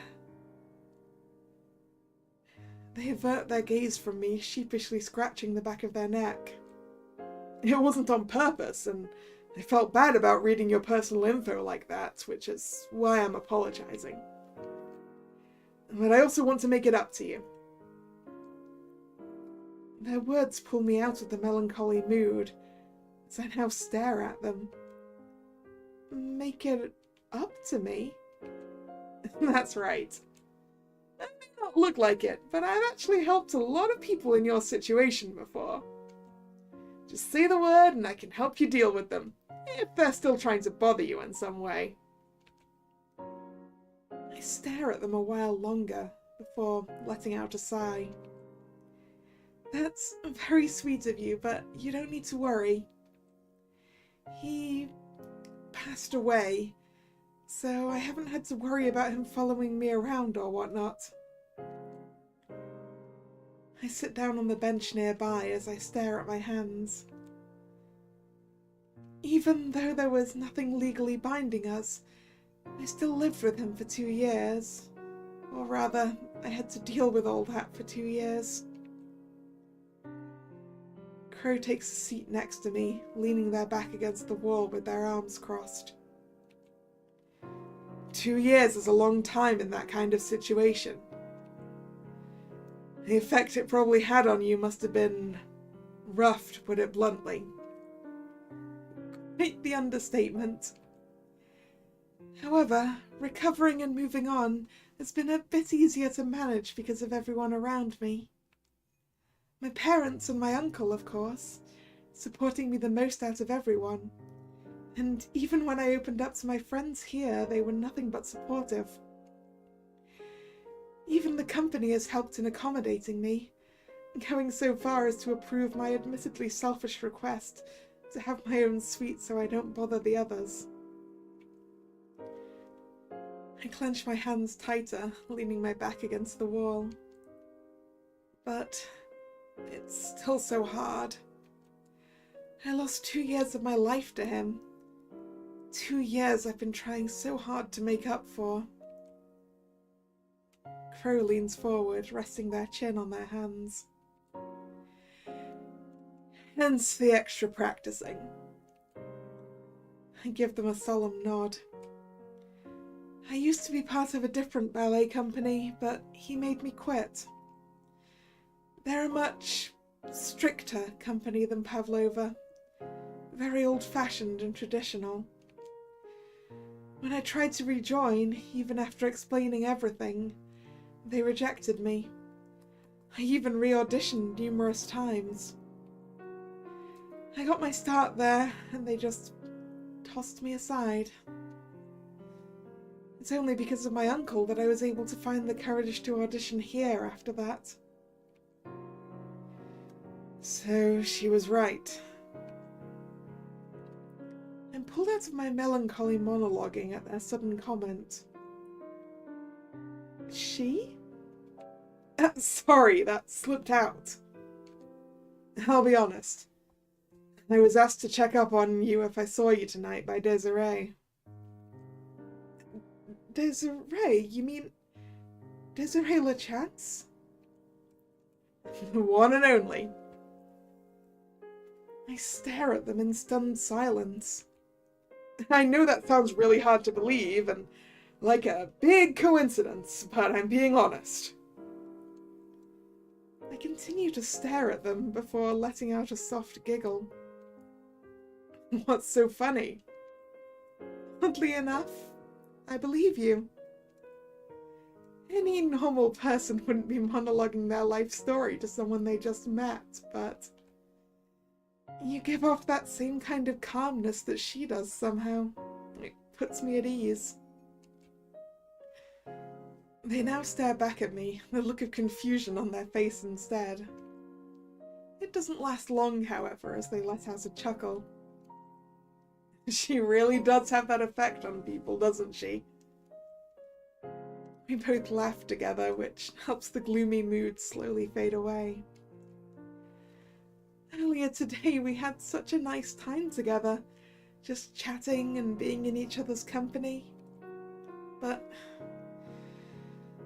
I ruined it with a sudden episode. I still feel so terrible about it. Crow lightly places a hand on my shoulder, giving me a soft smile. If I know that kid, I definitely do, then I can guarantee you she's more worried about you rather than about you ruining anything. The other night she came up to me and asked if I saw you, and when did you know what she said? When I did, you know what she said? So she is overworking herself. She knew? But how? The kid's smarter than she looks. Let's just say that.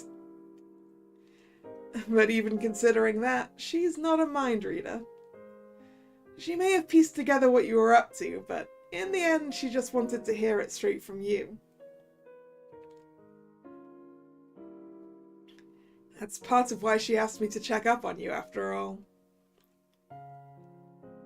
I think back to the last moments in the flower shop with her and what she was telling me. To even partially become someone you feel comfortable around. So that's what she meant. I'm worried I may have scared her off, though. It was a pretty bad episode. How do I explain to her why that happened or what causes it? You don't have to. I pause and turn to them. Pardon? I said you don't have to. You don't have to, at least not fully. I assume the episode earlier was triggered by something, correct? I give him a nod and he continues. Well then, you can first let her know about that trigger so you two can avoid it or work around it. And from there she can take her time learning the rest.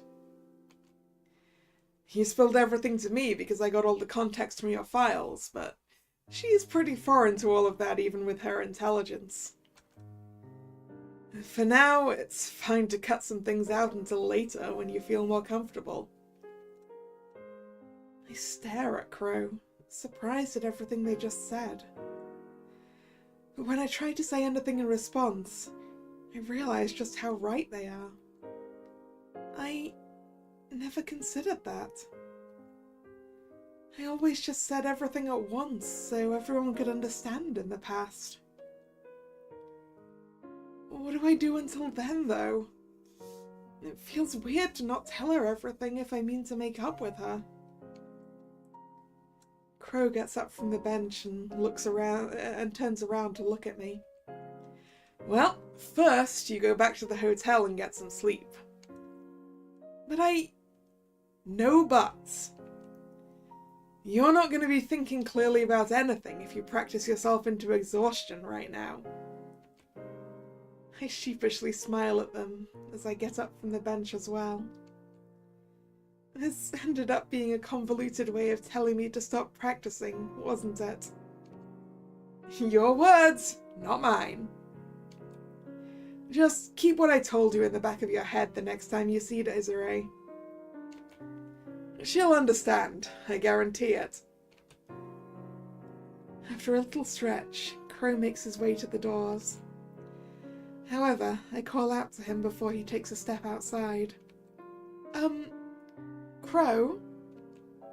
Thank you, really. It was nice being able to talk to someone about this again. You're very welcome. Good night, Miss Lebedev. I hope not to see you in this theatre at night again if I have to come back here for anything. With a little wave, they take their leave. And I in turn start to pack my things up as well, ready to head back to the hotel as they instructed. Once at the door, I turn back to look at the empty, silent practice room. I think Twin Bells has been my favourite stop so far, if not just for all this. Ooh. Finished chapter 2.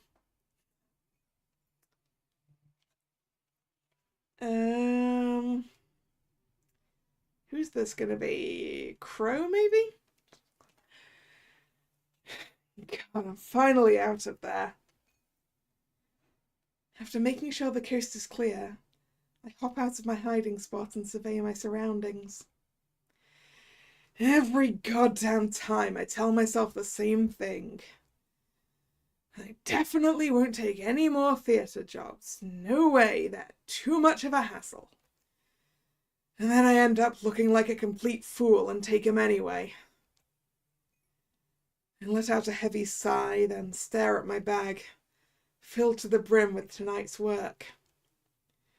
I can finally consider it done, though. At least once I give him my report, that is. Quickly putting on a wig, I call up a cab with my sights set on my final destination for the night. Chapter 3. Crow.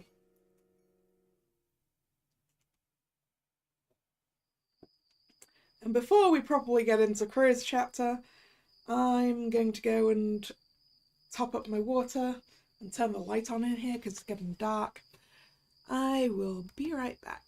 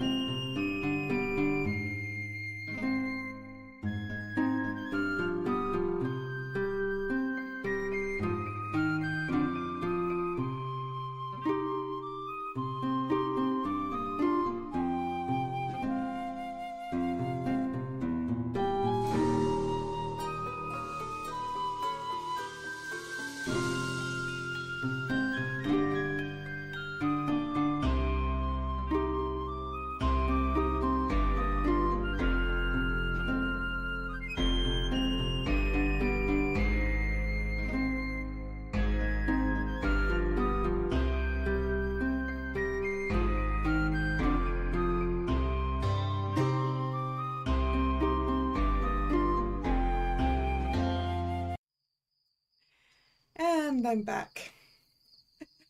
Hello, Hunter. I am doing well. As Drag said, we just got finished with Chapter 2, and we're now in Chapter 3, which is in Crow's POV.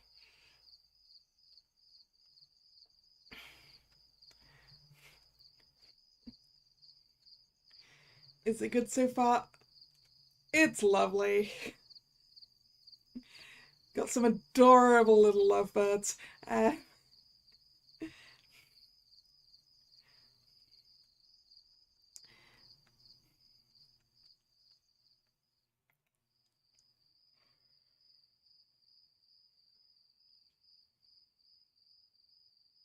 Right.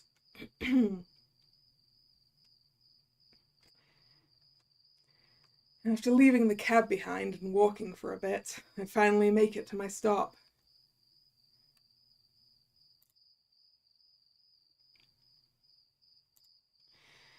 Sitting just outside the city is the large two-story manor looming before me. Every inch of it designed and laid out to make it obvious to anyone visiting that someone important lives here. Well, mostly dark, save for the lamps outside. A few rooms are still lit, with the largest near the main balcony being one of them. Good, he stayed up like I asked him to.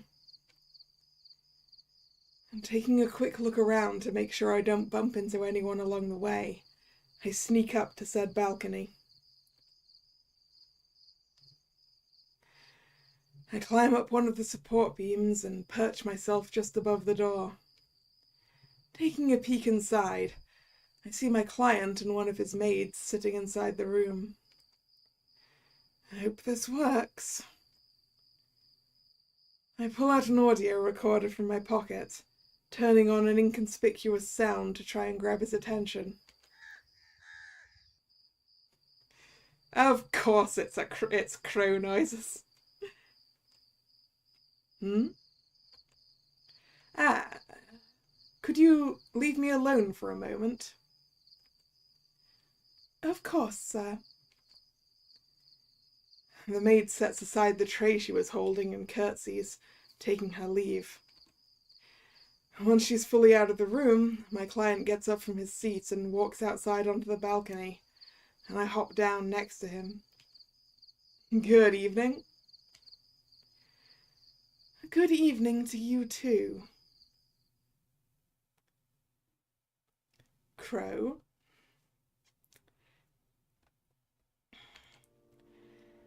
Standing before me is none other than Sir Wilkinson himself, who looks more than pleased to see me despite how late it is. You're partially surprised for getting a Crow chapter? I think, from what I've read, that each chapter is a different POV.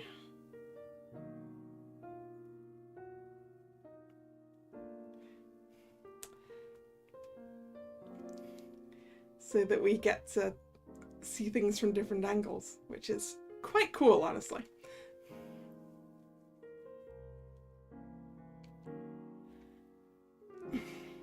You being here must mean that everything has been taken care of, correct? That it has.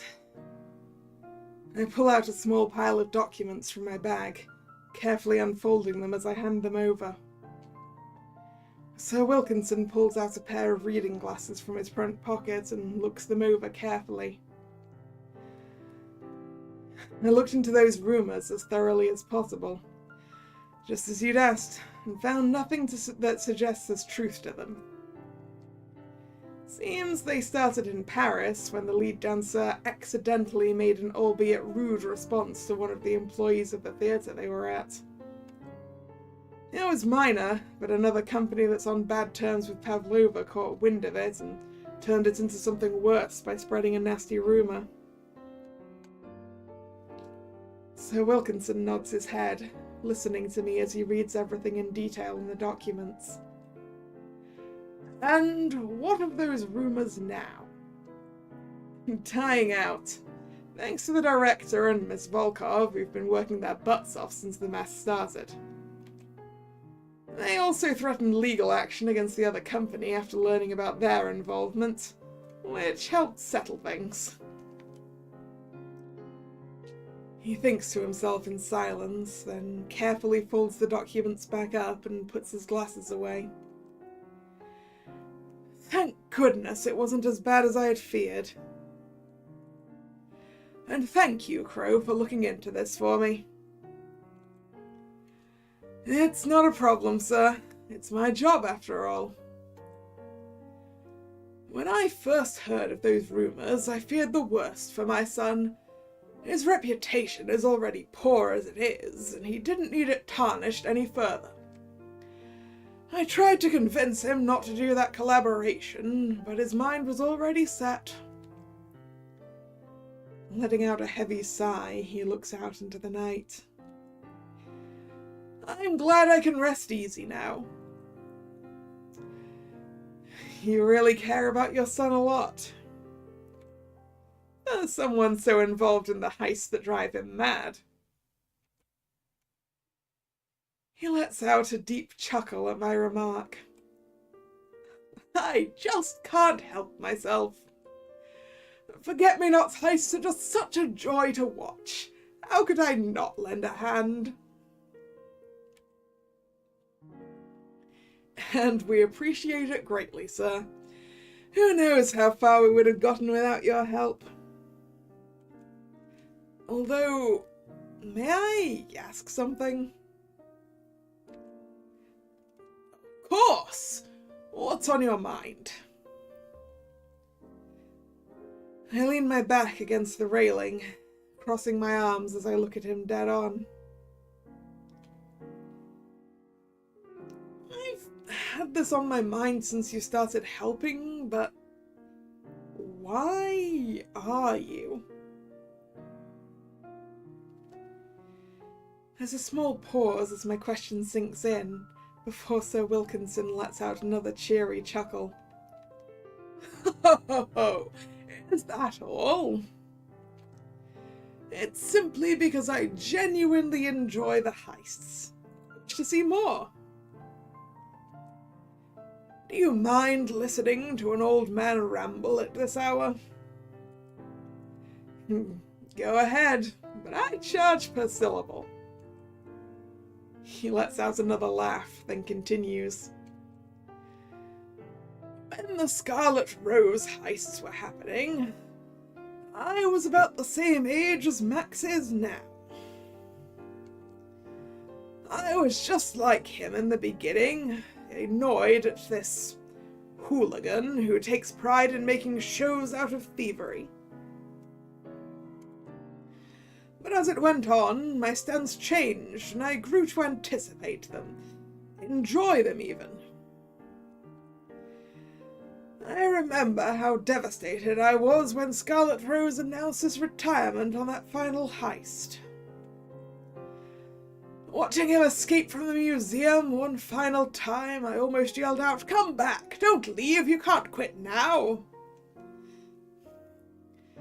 He sighs once again, looking fondly out into the night sky.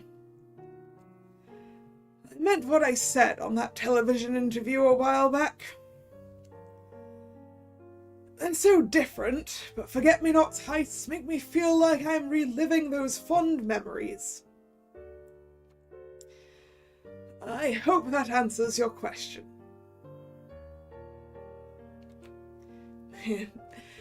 It does, sir. Perfectly even.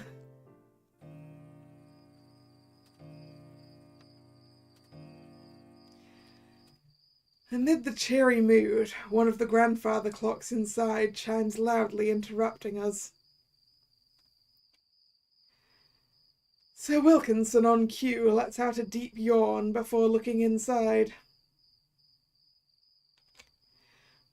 Goodness, it's already this late. Sorry I made you stay up so late, sir. Why does everyone like doing stuff at 3 a.m. here? Clearly everyone here is night owls.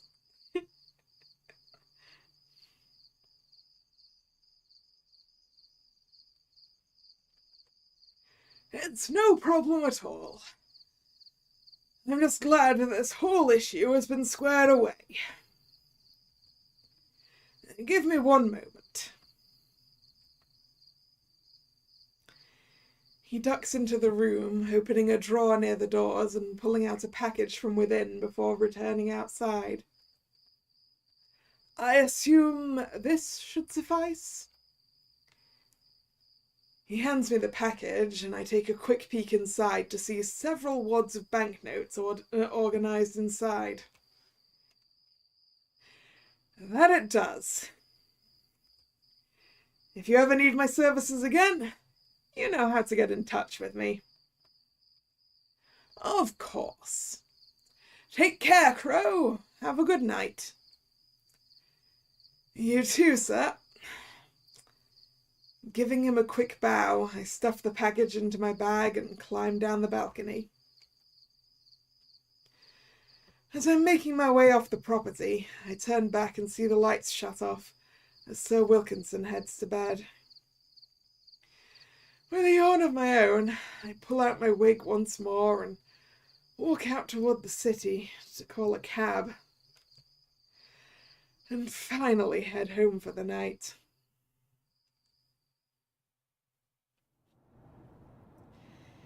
It takes a bit of time, considering how far apart the bar and the Wilkinson estate are, but I'm finally back home. Andre is already at home, fast asleep by now, so the only sources of light are the streetlights peeking in from outside. As I climb up into the attic, ready to collapse right into my bed, I bump into something on my way in. Ah! What the... Desiree?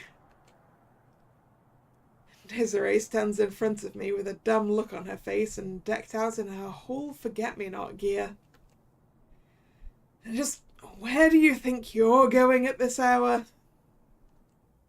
Nowhere? Desiree, you're not sneaking out again, are you? No. Maybe? I let out a deep sigh, holding my hands on my hips as I tap my foot impatiently. Kid, what have I said about sneaking out this late? That I shouldn't do it? And what are you doing? Exactly that. Exactly. It seems just a normal lecture won't do it this time. It's time for serious measures. I hold out one of my hands, swiping it in front of my face as I put on a more serious expression. See? You forced my hand, kid. Now I have to put on my dad face. That's just your regular face, but disappointed. She fiddles with her thumbs sheepishly, and I sigh again, taking off her hat for a moment to ruffle her hair. If you're trying to see Irina, don't bother. She is not there right now. And besides, even if she was, she needs all the sleep she can get right now, capiche? Oh, okay. So she's still overworking herself, huh? Kid. If there's one thing I quickly learned in these years of living with her, it's that Desiree is scarily perceptive. With just a few context clues, she can piece together almost anything. And Irina's secret practicing is no exception. She has that same look on her face as she did before. The other night, climbing up the stairs, feeling exhausted and aching all over, I let out a big stretch as I reached the attic door. Finally home. I've had enough excitement for one night. Crow! Yeah, Jesus! The door suddenly bursts open, causing me to cling to the railing so I don't lose my balance. What the fuck? Kid, what are you trying to do? Give me a heart attack? Sorry. But anyway, Crow, I need to ask you something. Yeah, and I need to ask you something. Why aren't you in bed yet? Listen, that's not important. Anyways, you were just at the theatre, right? I give her a confused stare, then nod. While you were there, did you happen to see one of the dancers from the ballet company? Almost a head taller than me, with blonde, wavy hair? Tall, blonde. Oh, you mean her. I did see someone that fits that there, yeah. My shoulders start to ache thinking about tonight. Damn wish she wasn't, though. Who do you think she is, making my job harder than it needs to be? I have to crawl through the vents because of her. My whining doesn't faze Desiree at all, and instead leaves her with a worried look on her face. She was there. So she really is overworking herself. She lets out a deep sigh, putting me at a loss for words at her sudden dip in mood. Trying to improve the situation at least a bit, I ruffle her hair with a smile.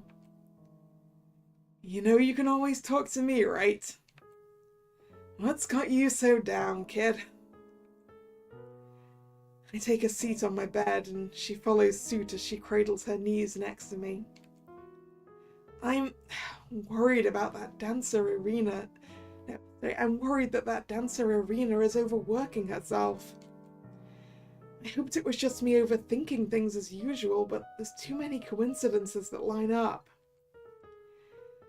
Tonight made it obvious, seeing her coming back to her suite so late in her leotard. Come back to her suite. You snuck out again, Desiree! She quickly averts her gaze with a sheepish giggle. We can talk about that later. Damn right we will. Anyways, I want to ask her about it, to confirm it instead of jumping to conclusions, but I'm not sure how. Well, since you've already admitted to having snuck out for a midnight romantic rendezvous once, you can probably ask her next time. Romantic? Oh, what? You thought I wouldn't recognize the dancer you were going gaga for during the ballet? Not only did you whisk her away into the night during the heist, but you've also been secretly seeing her at her suite. You work fast. Crow, shut up! I can't help but laugh at seeing her face turn bright red. To which I then pinch her cheek. Bringing it up is definitely going to be hard, especially since you just met her and all. But perhaps, instead of trying to ask her about it, it'd be easier to nudge her so she tells you? How does that sound? That sounds alright, I guess. Need to think of how. Coming out of my memory of the other night, I stare at the sad look Desiree has on her face now. You don't have to worry. I told her to head back to her suite. You even said you were worried about her. That's good. But what about, you know... She must still be worried about the incident in the afternoon. I promised Irina I would let her explain in more detail, so I'll keep my mouth shut. She doesn't have any hard feelings towards you about that. In fact, she feels just as bad about what happened. Really? I nod. That's good.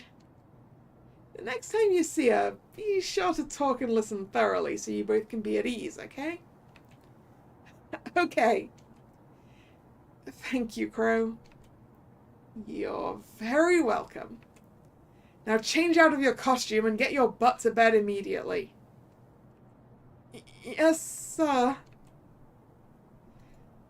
As she quickly grabs her pajamas from the closet and runs to the bathroom to change, I fling my jacket onto my bed and grab my own sleepwear. I really have had enough of tonight. With another heavy yawn, I wait my turn to the bathroom so I can finally collapse onto my bed, like I've wanted to all night. The next morning shows up so fast it felt like I'd just closed my eyes a moment ago. Desiree is already gone, most likely hard at work at Ramona's, which leaves me alone in the attic as I roll over onto my back in a half-asleep haze. So bright. In my grogginess, I hear someone come up the stairs, which turns out to be Andre, who looks the exact opposite of me right now. Morning, sleepyhead? I only managed to muster a groan as I rub my eyes to try to wake them up. You look like you got hit by a truck. And I feel like it. Ugh. What do you want? I was hoping, after you pry yourself out of bed, that you could help me downstairs. The afternoon crowd is going to start rolling in soon, and an extra pair of hands would be nice. I tilt my head up to stare at the clock on the wall, squinting to see that it reads about noon. I stretch out all my limbs as hard as I can, then sleepily sit up. You're lucky it's just past my threshold for how early I'm willing to wake up. Andre lets out a chuckle before starting to head back down. No rush, by the way, so feel free to get ready before you head into the kitchen. I watch him walk out of the attic and down the stairs, letting out another yawn as I wobbly stand up. How do he and Desiree make being morning people look so easy?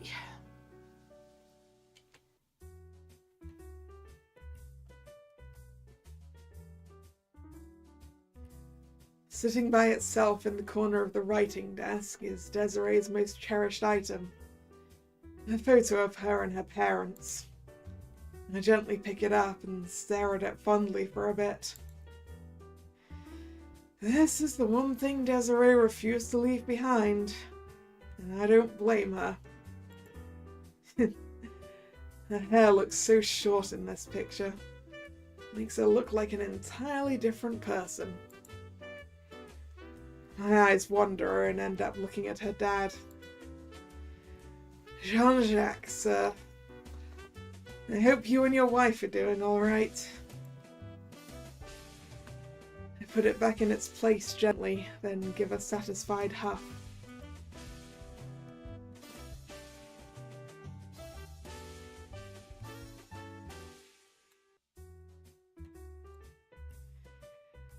Walking up to the closet, I dig through my half of it for a bit to try and pick something out.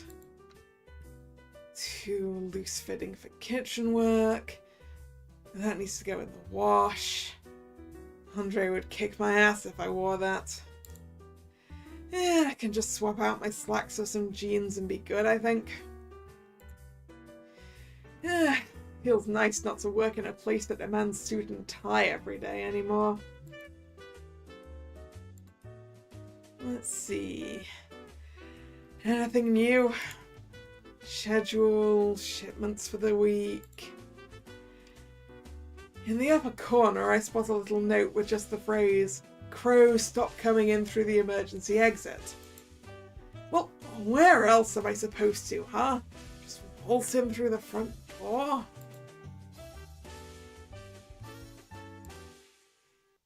don't want to keep Andre waiting too long, so I'll just watch on the one downstairs. Around this time is probably soaps or those annoying news programs. One downside to waking up in the afternoon, I guess.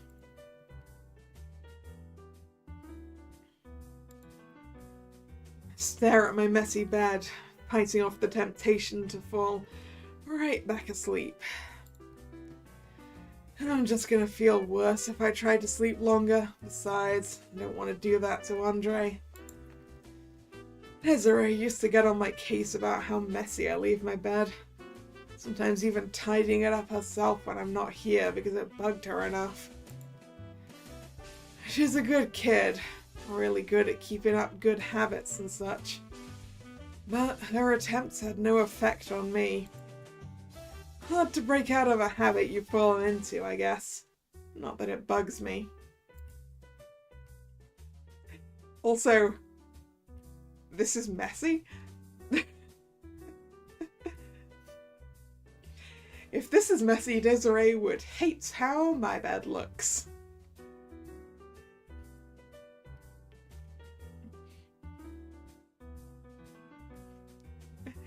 I hate having the covers all tucked in like that. I need the space.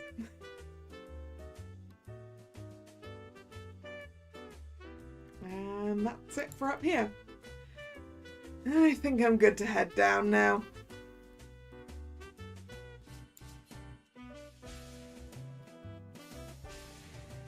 Climbing down the stairs, I'm greeted by the familiar sights and smells of the gallant rogue.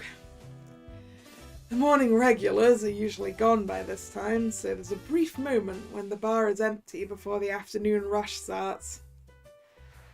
Andre notices me as he's organising things behind the counter, putting down what he was working on. Well, well, well, look who came downstairs, and faster than usual. I thought you'd crawled your way back to sleep again. Oh, shut up, you a-hole. And lightly punch him in the arm as the two of us laugh. Feel free to head into the kitchen when you're ready to start helping me out for the day. Ah, what? No need to check in with you before I clock in, boss? Don't tempt me, or I'll start making you use punch cards again. Oh, God, forget I said anything. Thought so, huh? Andre goes right back to organising things again, continuing where he left off. Meanwhile, I do another stretch to help wake myself up. Still got time. I stare up at the TV hanging from the ceiling. Lunchtime news starts playing on it right now. And the ballet is going to be around for a few more days, right? That's right. The incident at the museum really pushed back their schedule, but they finally got the okay to finish their tour after all this waiting. Nothing interesting. All the good stuff happens after a heist or when they get wind of some kind of scandal. Usually provided to them by yours truly, of course. Anything good on the other channels? Andre doesn't turn to face me and continues to organise and clean everything behind the counter as he answers. Not unless you want to watch Wimbledon. I'll pass, thanks. Clearly not a tennis fan. Looming behind Andre is his impressive collection of alcohol, the second pride of the bar. He's a stubborn man, where if he hears of a drink that can find a place on that wall, he'll make sure he gets his hands on it. And I've seen it for myself a number of times in all these years. He always lets me taste test any of his new cocktail concoctions. Ah, the advantage of your closest friend owning a bar. In the corner of my vision, I spot Andre giving me the look. Relax, I'm not drinking anything yet. Had to make sure. On cue, he goes back to what he was doing, and I let out an annoyed huff. And the downside to your closest friend owning a bar, they can control your alcohol intake personally.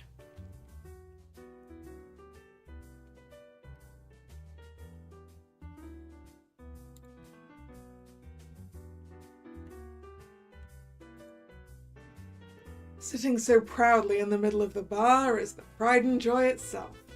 Andre's pool table. It's not an exaggeration to say that Andre is extremely good at pool, and he knows it. It's why he can confidently make these free beer bets with people. He also is thankfully a black belt, so rarely do I have to help him if someone turns out to be a bit too much of a sore loser. Helps that they're usually inebriated, so it's like fighting a sack of flour. I tried to take him in a game once, and I never got to hit any of the balls. That is very good. I walk up to Andre's favourite pool cues, sitting pretty in their glass case. Polished to perfection, he takes immaculate care of these things. Only he's ever allowed to use these things. Everyone else has to use the regular cues. He's told me how long his family has had these things, and I still refuse to believe they're that old. Apparently, they're so old that his great-granddad first used them before handing them down the family tree. Oh, I guess it answers how he's so good at pool. Yeah, clearly a family sport.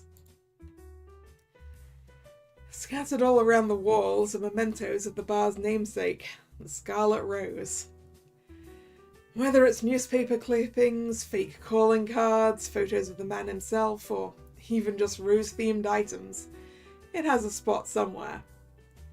Not every city gets to say it has a phantom thief so deeply ingrained in its history.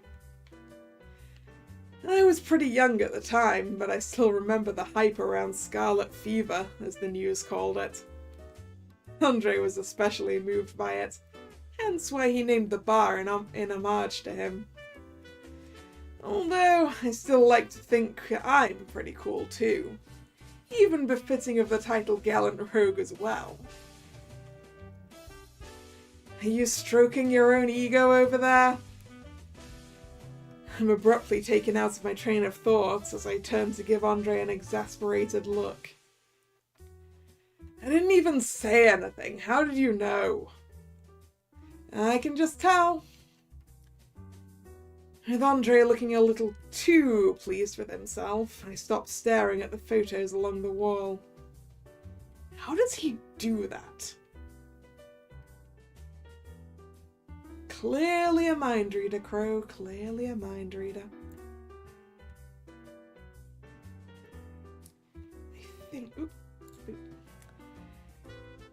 I take a seat in front of Andre as he's working, who sets aside what he's doing. It's a bit early for your usual shots, don't you think? Can't a man just sit down at a bar without the assumption he wants alcohol? Anyone else? Sure, but you? They drink less wine on Sundays at each mass than you have shots per day. Rude. I don't even drink as much as I used to. We both share a laugh as Andre continues what he was doing while I laze around a bit. Any jobs lined up yet? Nothing yet. Plan on taking a bit of a longer break after this last job. Maybe I'll even take a walk today as a treat. Andre freezes in place and stares at me with an almost disappointed look on his face. Oh God, don't tell me you're gonna put on that ugly wig again. It's not ugly. It is. I give Andre the angriest pout I can muster with a huff. You and the kid are both so rude about that get-up. Last time I wore it for the ballet, she said I looked like a wannabe aesthetic blogger. And she's right. She is not. I told her, and I'll tell you again, if you want me to do anything other than hole up in that attic, I need to wear that. And I'll tell you again that it doesn't mean you're free from being made fun of for how nerdy you look. You two are on the same wavelength or something, I swear.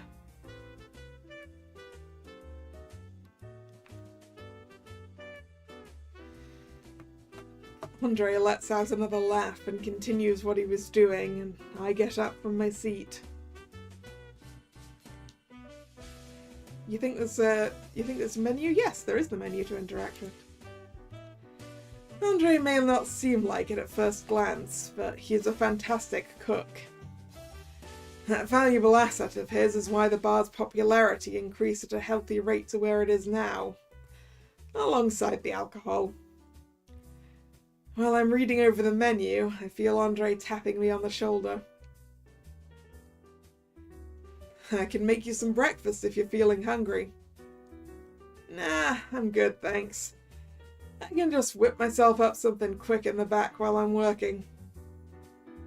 Whatever you say, but the offer will always be available if you want it. I'll keep that in mind.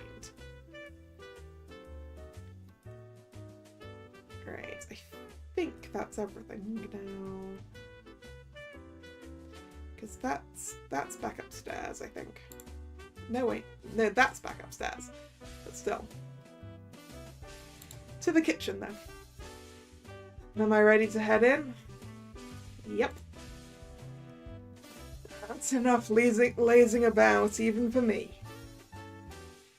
I give Andre a little wave as I open the door, signalling to him that I'm ready to work my butt off. Once inside, I grab the closest apron, tie my hair up into a tight bun, and crack my knuckles as I hear the chime of the front door ring out right on cue.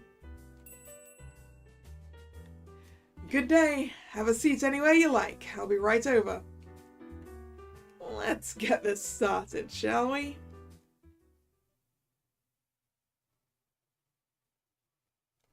Later in the day.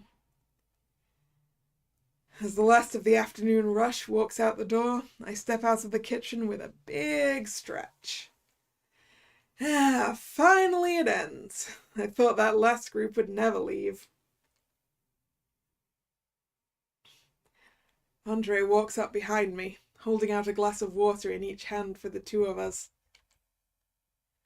Good work today. Cheers. Cheers.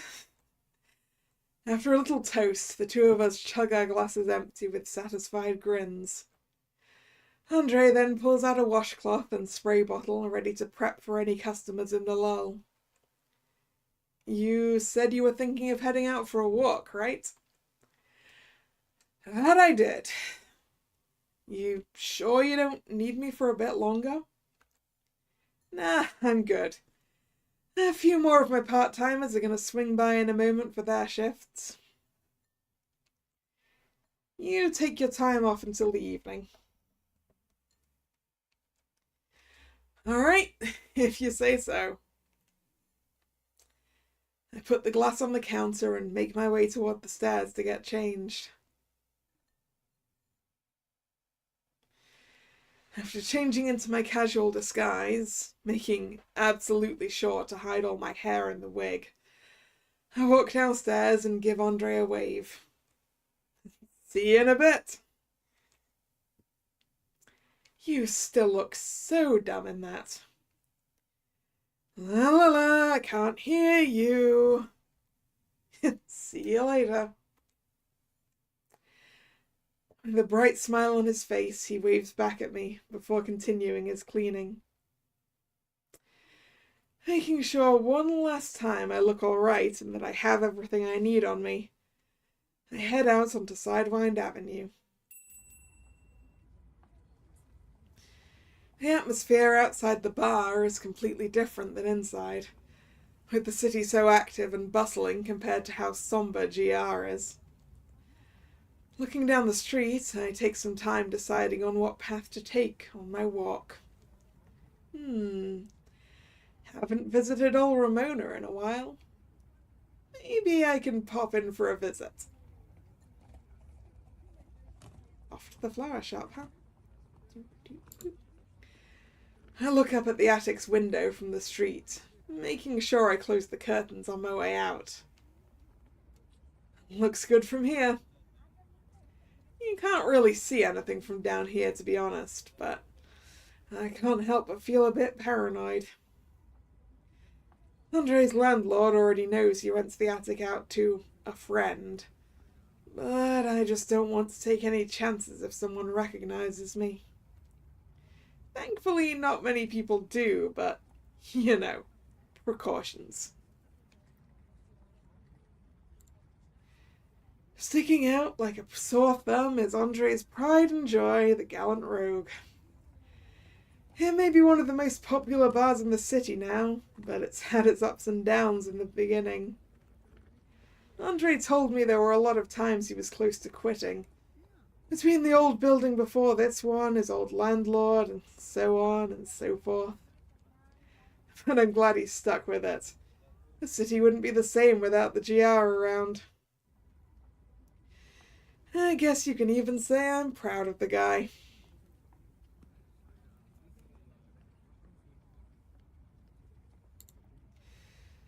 As I'm walking past the bar, my eyes are drawn to an eyesore plastered in the nearby alley.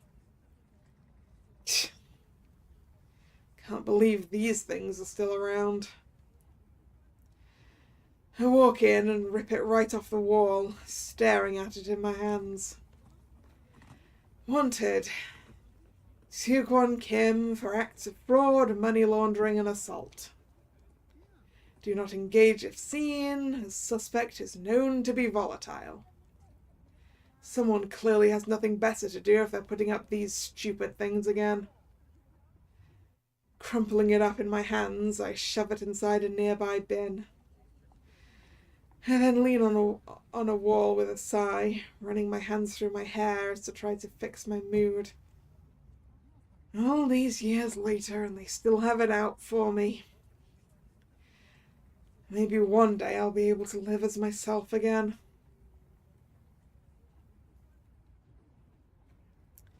Yeah, you just need them to take long enough to forget about you. Who knows how long that'll take. This is the bakery Desiree likes. Well, one of many at least. That kid has such a sweet tooth. As I think about her, I can't help but look in through the window and stare at all the snacks and pastries lined up so neatly inside. The clerk sweeping by the door takes notice as he walks up to me. Is there anything I can help you with? Oh, you're Desiree's friend. The fact you said that means she comes by here more often than I thought, huh? Yeah, she visits us a few times a week. And more often than not picks up some choux pastries. Is there anything I could help you with? I am going to visit Ramona's. Speaking of, do you happen to have any fresh choux pastries I can buy? That we do. Boss made a fresh batch this morning. They're on the left side of the display shelf. Thanks. I decide to quickly walk inside and buy a small batch of them. Enough for her and Ramona to share. After I walk out, I give the clerk outside a little wave. Take care. Have a good one. You too. Have a good day, sir. She'll be surprised when she sees this for sure, huh?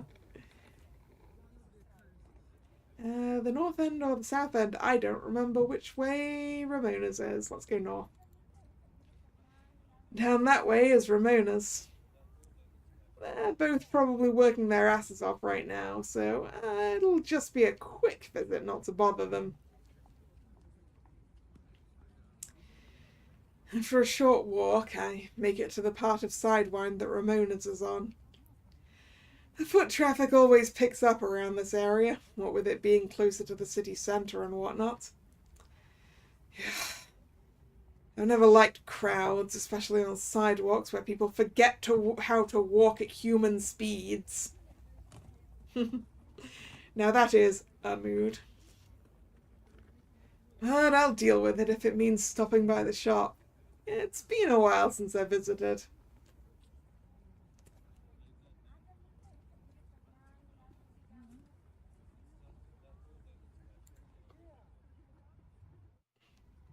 Marigold. Oh well, if it isn't the little furball. How you doing, Marigold? I squat down to give Ramona's cat a little scratch behind the ears, to which it practically shoves its whole face into my hand for. Letting out some of the loudest purrs I've ever heard, it rubs its face all over my palm. You are the neediest cat I've ever seen in my life. As if understanding me, little Marigold lightly bites my fingers. Hey, no biting! I thought Ramona taught you not to do that anymore. I shake it off gently and it proceeds to start grooming itself, looking a little too pleased over what happened. You're just like your owner, I swear.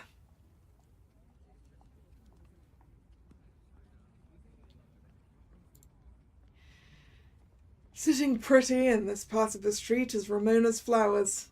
A surprisingly popular flower boutique people can't seem to get enough of. I don't know whether it's the cozy look of the place, the prices, or even just Ramona herself that brings people here. But whatever it is, it works amazingly well. And to think it would have gone under along with the rest of the street had Ramona not hired me years ago.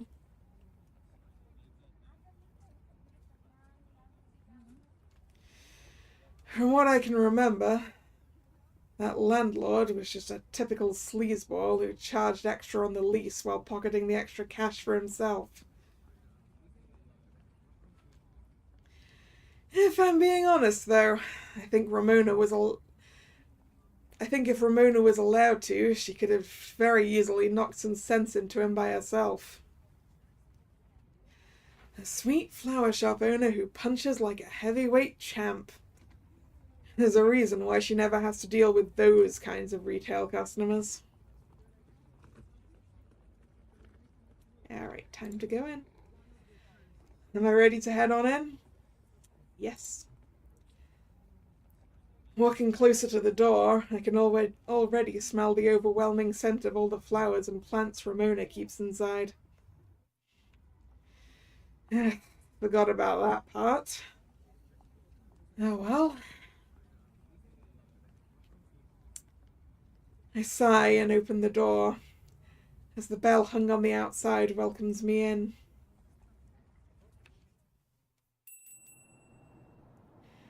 Stepping into the quaint little shop, I look around at all the plants and such Ramona offers for sale. Everything's so neatly organised, and with so much to offer, you'd think you just walked into a greenhouse. I see Ramona behind the register, who looks up from her account book to greet me. Hello there, how can I... Oh, it's you. Hi, Ramona. Long time no see.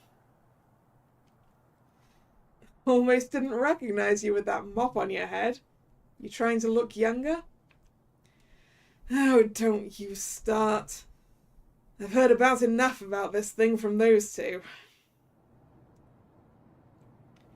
She lets out a hearty laugh, then pats me on the shoulder with the biggest smile she can muster.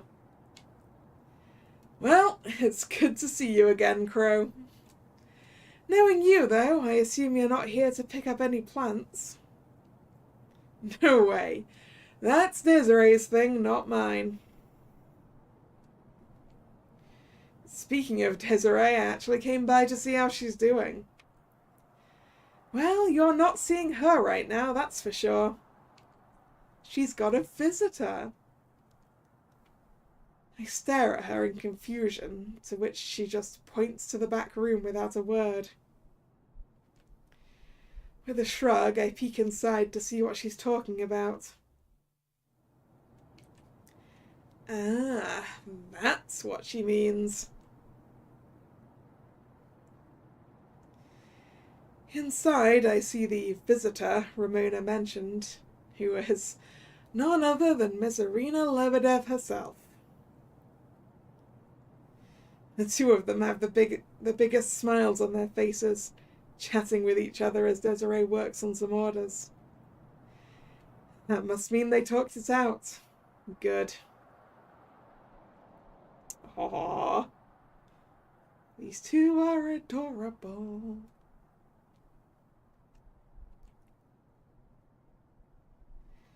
I back up from the door, making sure the kid doesn't see me, and turn back to Ramona. How long have they been talking for?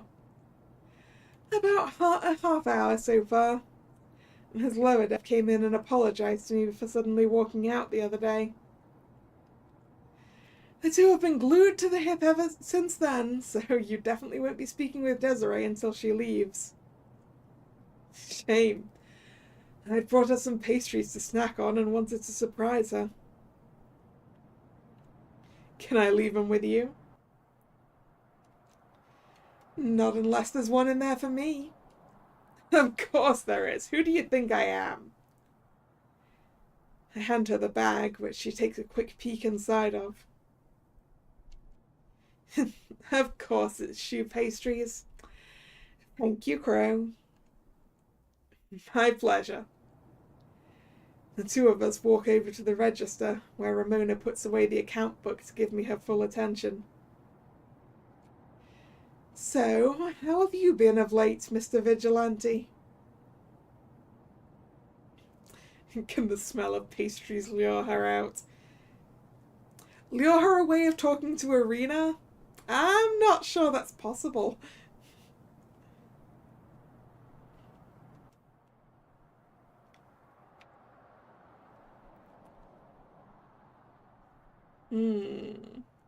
How honest are we going to be here? I'm gonna go with not honest. Not bad. Not bad, I'd say. Just finished a job, so I'm gonna be lounging around until my next one. That's good. Rest is important, after all. If you get bored, you can always look after Marigold so she doesn't get lonely. I'll pass, thank you. We know that little furball doesn't like me too much. She lets out another deep laugh. Not like you, please. She most certainly does. You think a cat would let someone they hate pet them as much as she lets you? Yeah, sure, and it always ends up with her biting me. Aw, that means you're riling up the poor girl and making her want to play. You're quite good at it since you're a bird brain and all. How rude. Amid our chatting, Ramona suddenly pauses as if she was reminded of something. Ah, that reminds me. I talked to Misty recently. Desiree's mother? How have she and Jean-Jacques been? They've been fine, although they've been busier as of late. She stares at me for a moment before a sad look appears on her face. How has Desiree been lately, if I may ask? She's been alright, but that's what worries me. She's a smart one, able to read other people no problem. So it wouldn't be crazy to assume she's doing a good job hiding her own pain. Ramona lets out a deep sigh. It's been almost 4 years since they had to move. That's a long time to be away from the people you care about. I know Misty and Jean-Jacques miss her a lot.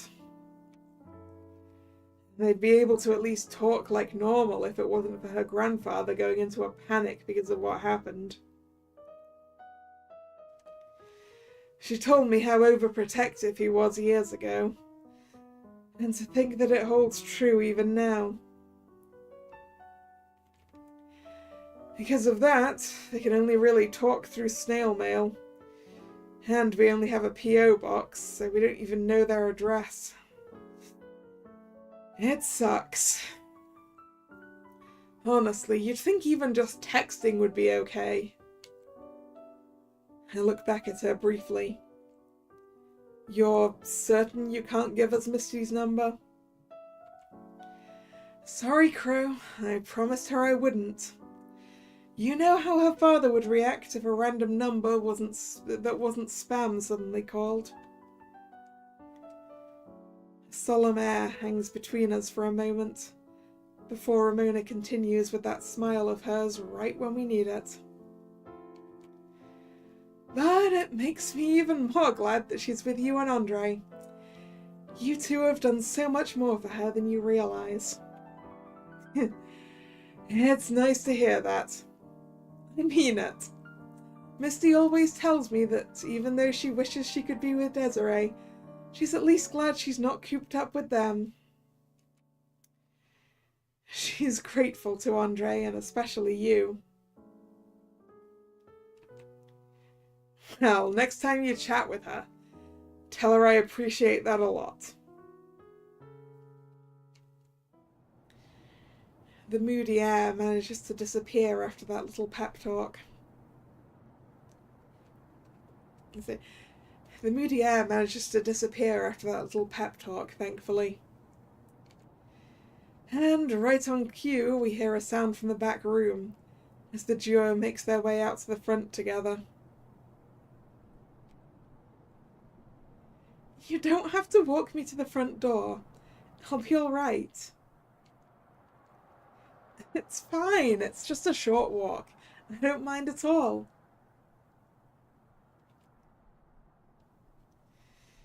In the middle of her chatting, Desiree pauses, then turns around to face the cash register. I give her a little wave, and when she realizes that I'm standing here. Hiya, kid. She starts positively beaming upon seeing me and hops over to where we are. Hiya, right back. What are you doing here? I give her hair a light ruffle with a chuckle at her boundless energy. Just out for a walk after helping Andre and decided to visit Mona here. We've been talking for a bit about things. That's right. He was babbling about how lonely it was at the bar without you around, which is why he came to visit. I was not, you liar. In the middle of our little conversation, I spot Irina, standing awkwardly behind Desiree during all of this. Our eyes meet, and I give her a little wink. It's nice to see you again, Ms. Lebedev. Again? Oh, it's you. Likewise.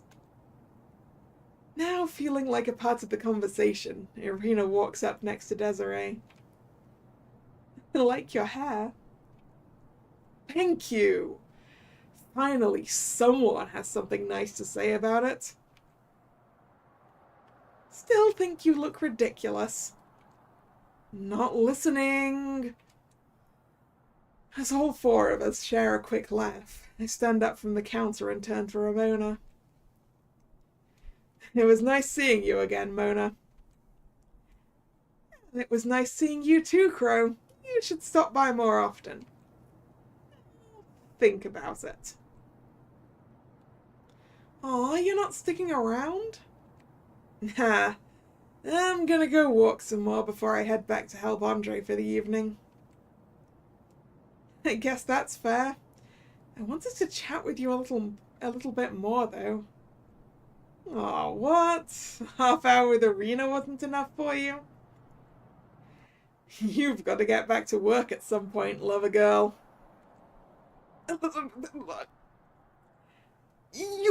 I'm... Desiree starts stammering like mad, her face turning the brightest red it can, and I can't help but holler out a laugh seeing this. I'll see you back at home, okay? Okay, jerk. I bring my attention back to Irina, who's been giggling at Desiree's stammering.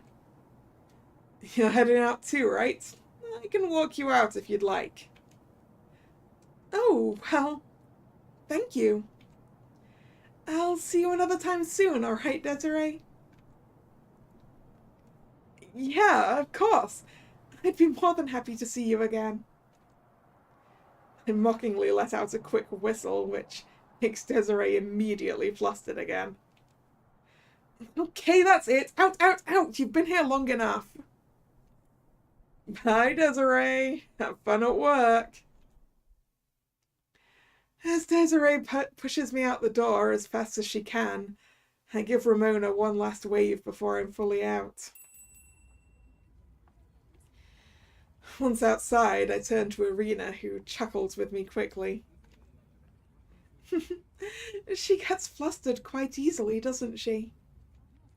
Yep. And it's very easy to mess with her. So, where are you off to now? I promised some friends of mine from the company that we'd go visit a bar together for dinner. It was highly recommended to one of them, so we've been meaning to check it out. Though that won't be for a while longer. What about you?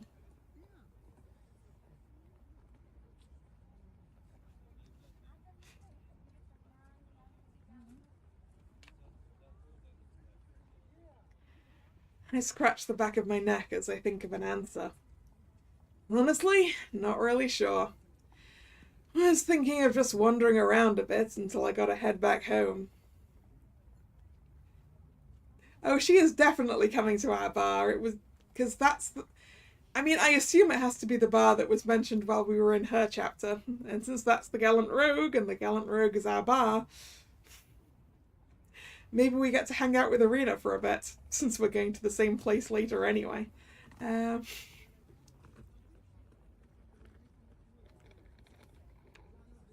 Either way, it was nice to see you again. As much as I wasn't fully expecting to. The feeling is mutual.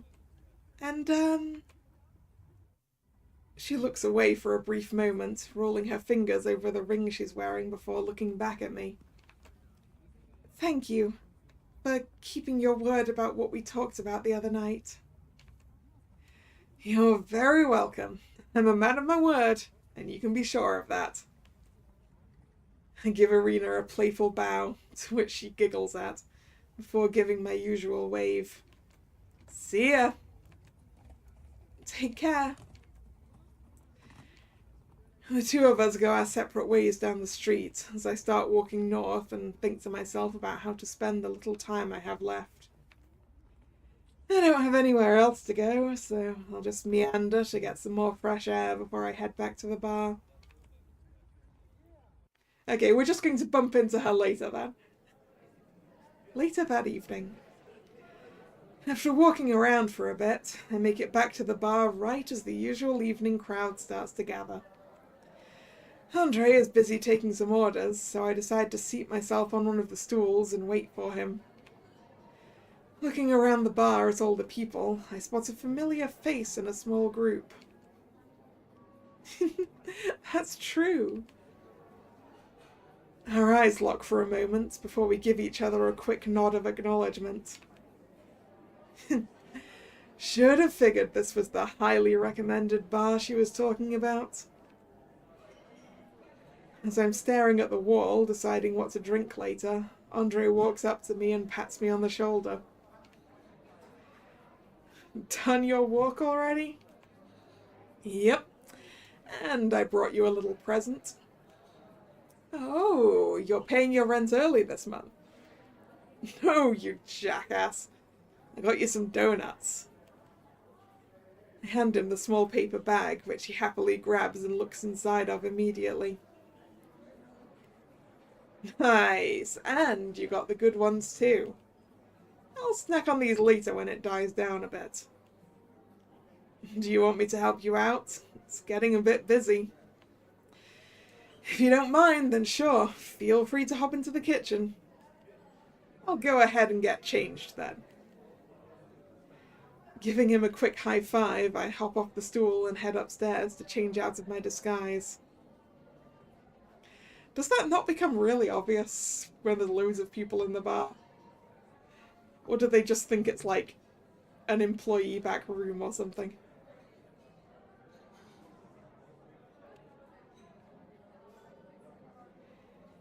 Just as I thought, as soon as I got myself situated in the kitchen, the evening crowd decides to come in waves for their usual meals and drinks. Between Andre, myself, and this handful of part-time cooks and servers, we manage to juggle the rush as people come and go as they please.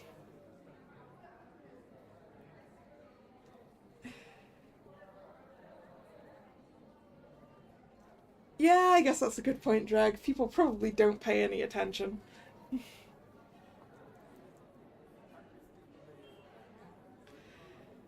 All the while, the TV plays in the background as ambient noise, going from sports talk to now the local news network talking about the exhibit again. This is TTV News, coming at you live from the Pavlova exhibit happening at the museum. Even though the exhibit is nearing its final days, the crowd hasn't died out one bit, and is even getting bigger every day.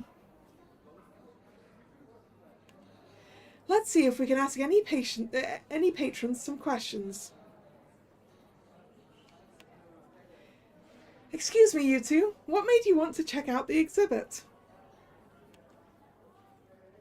Forget-me-not, duh.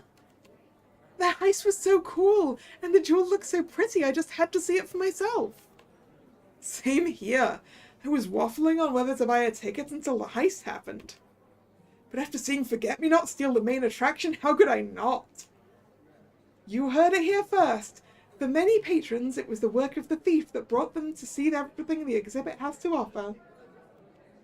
Ah, there's Mr. Wilkinson himself. Excuse me, sir. How do you feel about the thief attracting more people to the museum?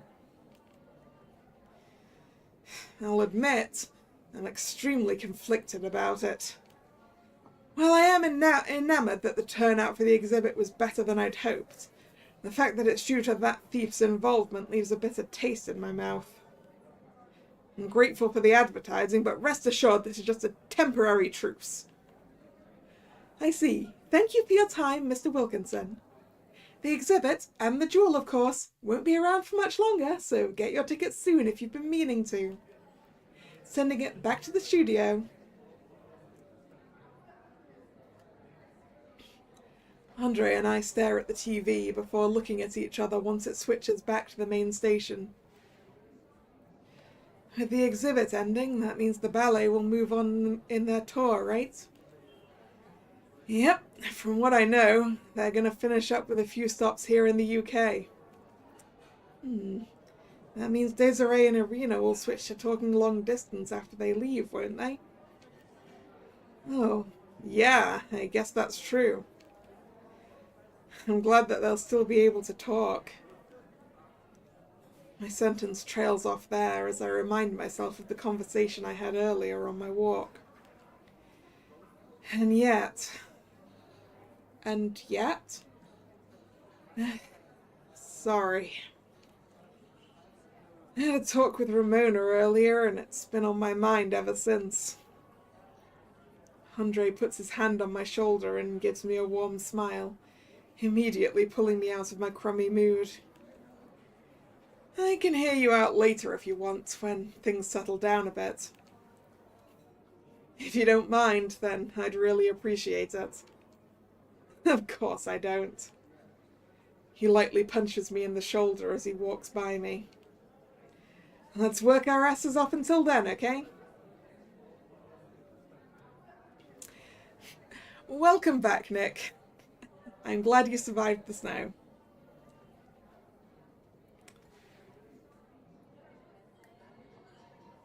While you were gone, we finished up Irina's chapter and we're now Crow.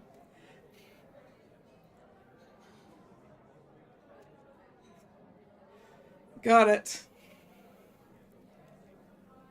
As Andre switches to customer service mode, I tighten my apron to head back into the kitchen. Just gonna take my mind off it until later. Don't want to cause Andre any problems. With the last of the evening rush walking out the door, I let out a big yawn and take a seat on one of the stools near the counter. Meanwhile, Andre is seeing out a couple of his part-timers before joining me. Good work today. Right back at you. I slump over onto the counter, feeling the exhaustion from not only work, but from everything on my mind taking its toll on me. Yeah. Feels like there's more people than usual these days. Did the ballet really bring that many tourists? That seems to be the case, yeah. We'll at least have a month or two to take a breather before the summer crowd comes by. You look like you could use a drink, though. Want me to whip you up anything? I am in the mood. Ooh, surprise me sounds good. Why don't you surprise me? I'm down for just about anything. Challenge accepted. Now close your eyes and I'll get started. Excuse me. You said surprise me, so why not completely surprise you? Fair enough. I'll play your game. I do just as he says, with a chuckle, and close my eyes. As soon as I do, I can already hear Andre grabbing everything he needs from the wall behind him to start mixing. The sound of glass bottles being pulled off the shelves, the fridge opening as he grabs ingredients from inside. I hear it all clearly. I can hear him start to pour everything meticulously into his shaker, before picking it up and mixing it rhythmically. It's an oddly relaxing sound, and one I've heard a lot in these years. The prep is probably coming to a close as I hear him pouring this mix into a glass, then adding something on top. Alright, you can open your eyes now. Here you go. Sitting in front of me is the mystery drink's final form. Well, let's see. That's a martini glass, right, I think? I have no knowledge of these things. It's got a cherry and some orange peel, and it's red. I can't even begin to make a guess because even less knowledge about cocktails than I have about flowers.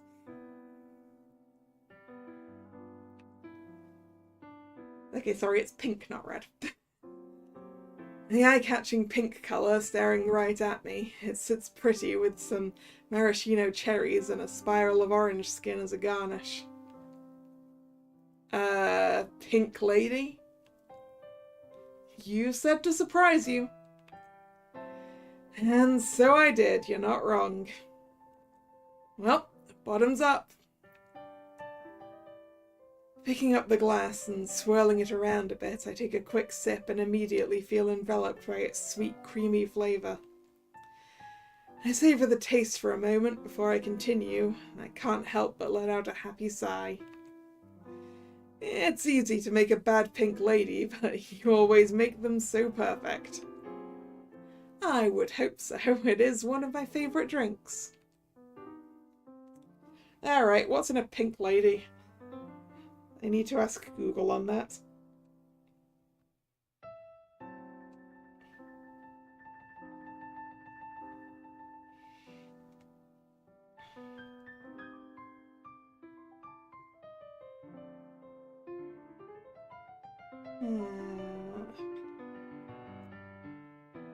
Let's see.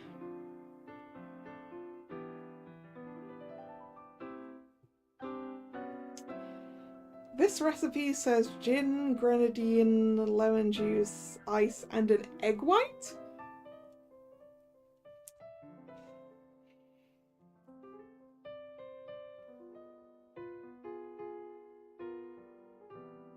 Guess that's what makes it creamy.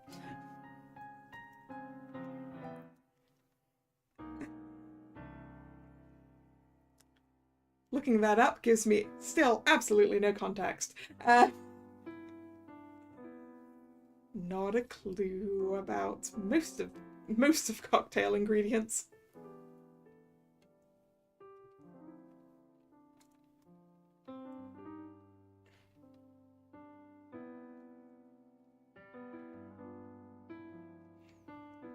As I continue drinking, Andre leans onto the counter to see me at eye level. So, what were you saying earlier about Ramona? Ah, yeah. So, earlier on my walk, I decided to drop in on Ramona since I haven't visited in a while. Desiree was busy, so we talked about stuff in the meantime. Just anything that came to mind. And then the conversation went to talking about Desiree's parents again. Ah. I rest my head on the counter, staring at my drink with a sigh. Even though Ramona said her parents think we're doing a good job keeping an eye on her, I still can't help but feel bad about the whole situation. I'm doing my best, but even I can tell that not being able to talk to her parents with anything other than snail mail affects her a lot. She's been really pushing herself as of late, and I have to wonder if it's her trying to ignore that loneliness. I can imagine. But she's not the only one doing that, you know. Andre's sudden interjection catches me off guard, causing me to pull my head back up and blink at him. Excuse me? I'm talking about you, Crow. You think I can't tell you're doing the same thing she is? Using work and other means to distract yourself from your own negativity? And I've seen how you've been staring off at the business district as of late. You can't lie to me. I try to say something to defend myself, but nothing comes out of my mouth and I just hang my head. It's been years, but I always catch you looking at the old building with the same look in your eye. Sometimes I wonder if things would have been better if I'd just taken you with me when I left. Andre, don't say that. I give him a light punch in the arm and as good of a smile as I can muster at the moment to try and improve the mood.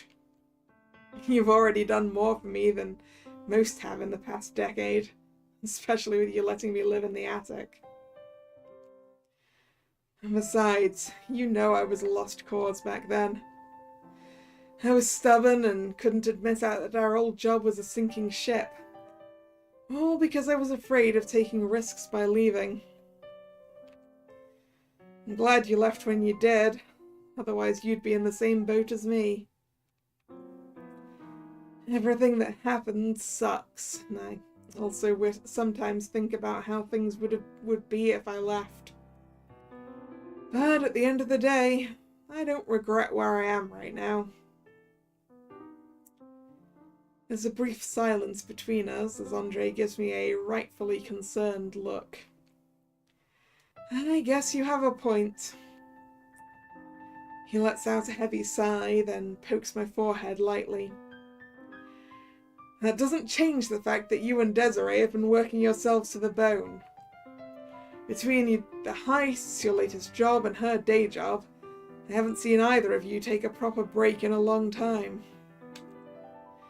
And even when you were supposed to relax at the ballet, the new exhibit ruined that and just got you two thinking about work again.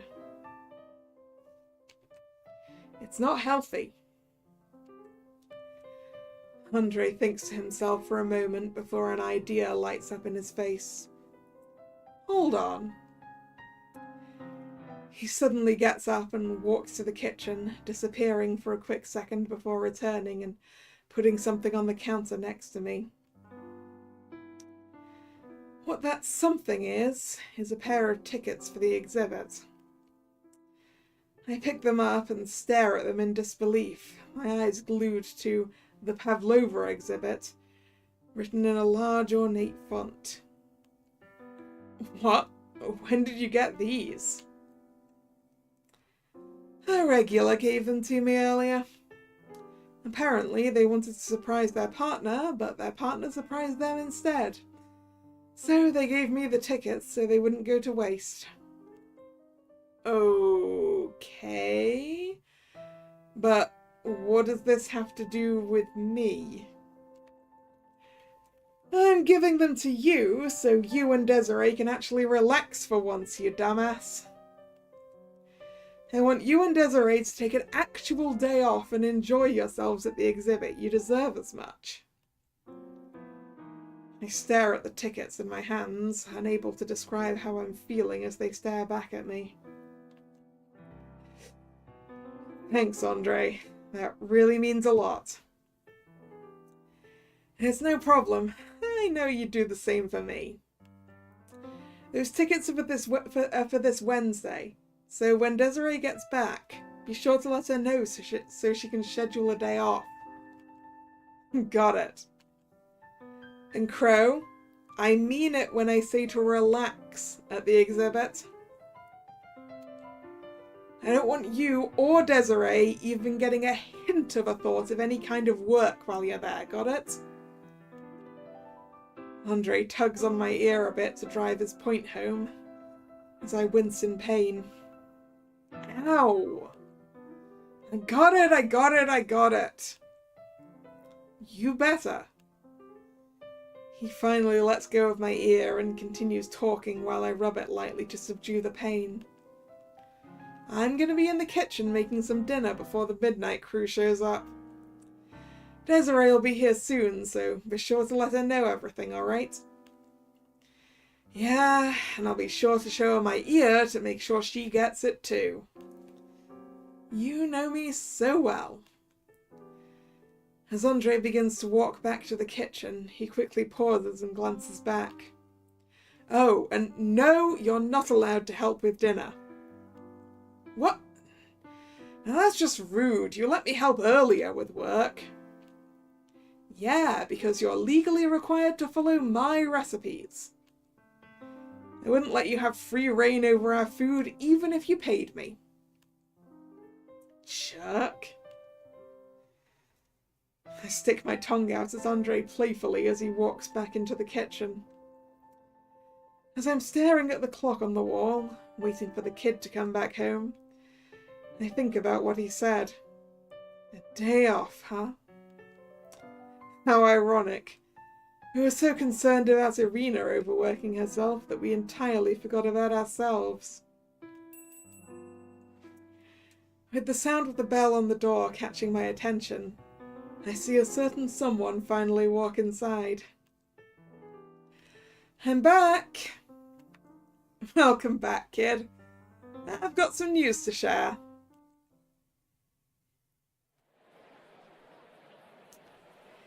Here you are. Enjoy the exhibit. Thanks.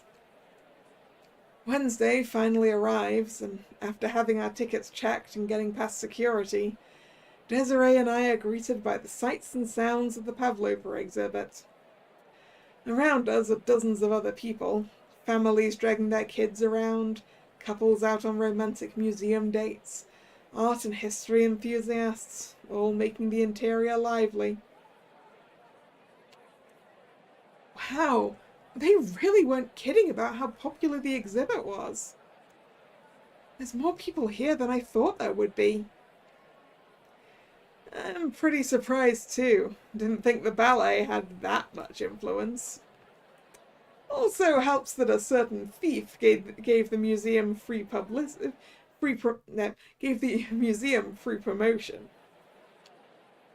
That's also true. Maybe maybe they should ask Max for royalties next time.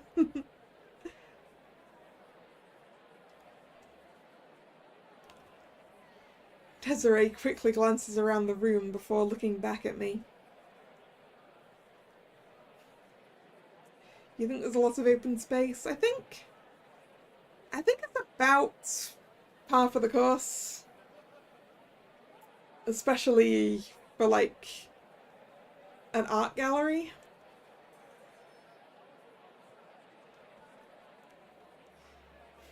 Since you end up with most of the exhibit on the walls. But then again, I also don't go to very many art galleries. I'm more of an any type of museum other than art person. Desiree quickly glances around the room before looking back at me. So, what do you want to see first? I've got a few things in mind, but don't let me decide for you. I know you probably have your own list of pieces to check out.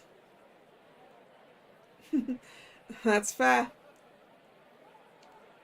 Then, how's about we each look around at stuff we want to see in this room, and then move on? Sounds good to me. Take your time, kid. Okay.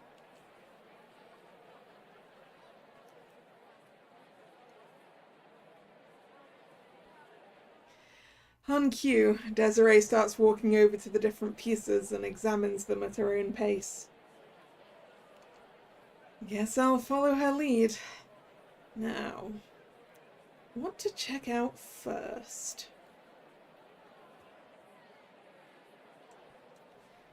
Let's start from the left. Painting on the left wall. Walking near the left wall, I stare at each of the paintings hanging on it until one catches my eye. Huh. More recent piece. Let's see. Nutcracker Rehearsal by Marie Dormier, 2001. Commissioned by the Pavlova Company themselves, it depicts the then prima and lead dancer doing dress rehearsal for the upcoming Nutcracker ballet performance. Guess getting a painting commissioned is a good way of promoting yourself.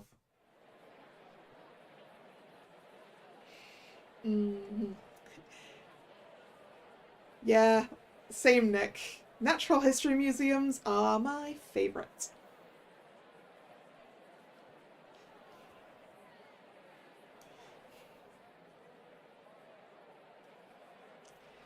Followed by, like, regular history museums.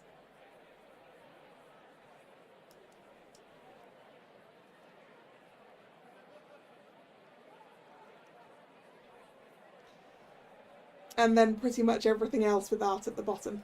I am not an art person.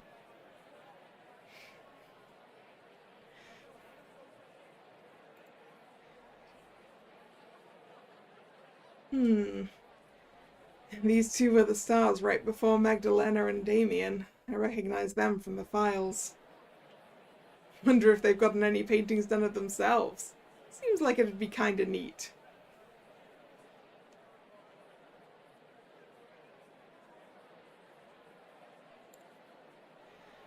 Wandering around the northern wall, I quickly glance at a painting next to me. Huh. A Degas. Let's see here. The Dance Foyer at the Opera on the Rue Le Peltier by Edgar Degas, 1872. What a mouthful. Degas sure did like to paint a lot of ballerinas, huh? Guess that's what finding your muse is like. If it were me, I would have gotten bored by the third painting. But then again, I'm not an artist.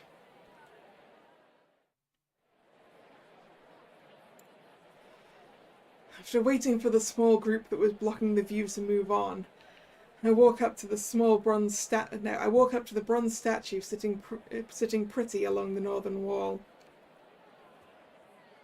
Putting on a Worn-Out Slipper by Anna Margot, sculpted in 1961.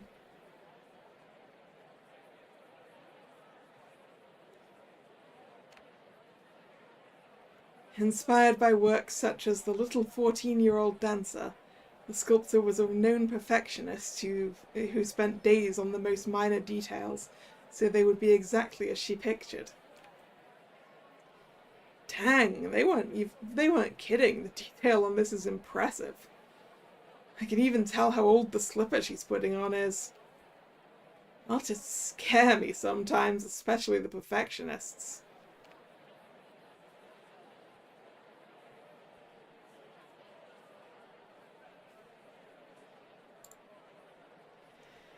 I walk over to the eastern wall to get up close to one of the largest paintings hanging on it.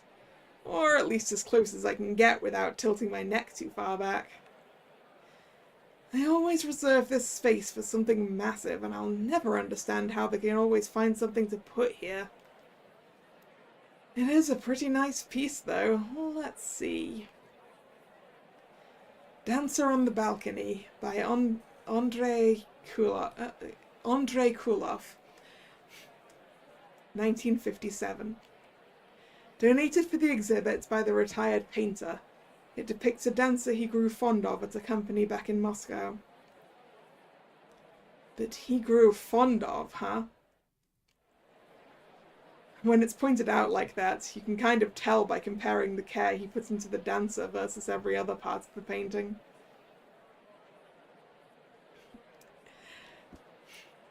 Oh yeah, that's a point for museums. Actually, it's probably, for me, natural history followed by, like, technology museums. Science and technology is probably my second favorite, actually. Ooh, actually, is science and technology my favorite type of museum? Ooh, it's hard to tell. On the one hand, fossils. On the other hand, machines. No. Fossils definitely.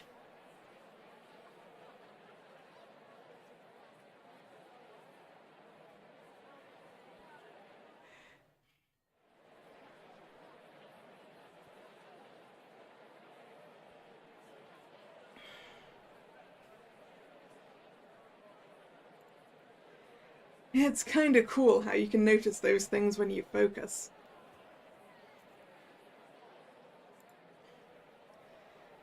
The Star by Edgar Degas, 1878.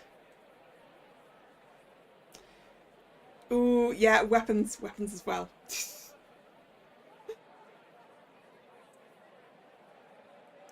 Yes, admittedly, weapons is also.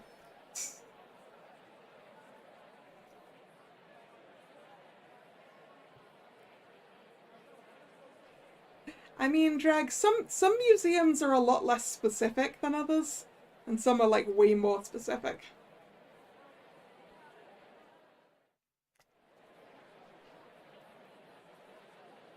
It really depends on where you are and things.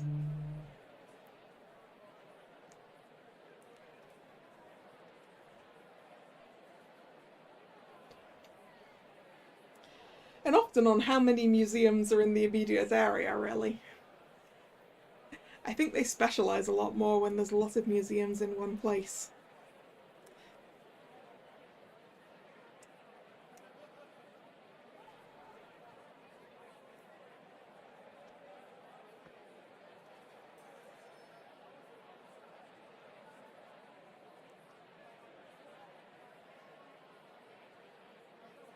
I know this one. This is usually what comes up first when you look up Degas paintings. He's known for painting a lot of ballerinas, so I'm not surprised some of those works are in this exhibit. Stare at the piece for a while, really letting it sink in. I always hear people talk about how fascinating studying the fine arts is, and just looking at classical paintings in general. I didn't think too much of it, but seeing this piece in person kinda makes me understand why. I'll ask Desiree later what she thought of everything.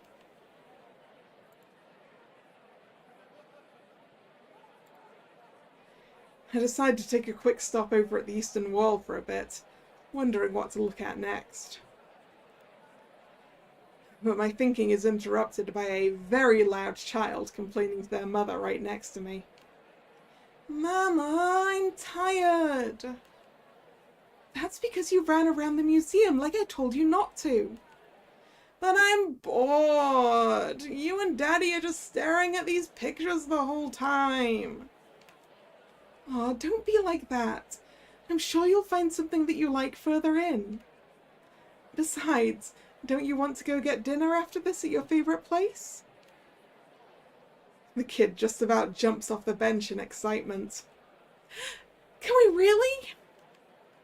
"If you be a good kid and not run around anymore, we can even get ice cream too."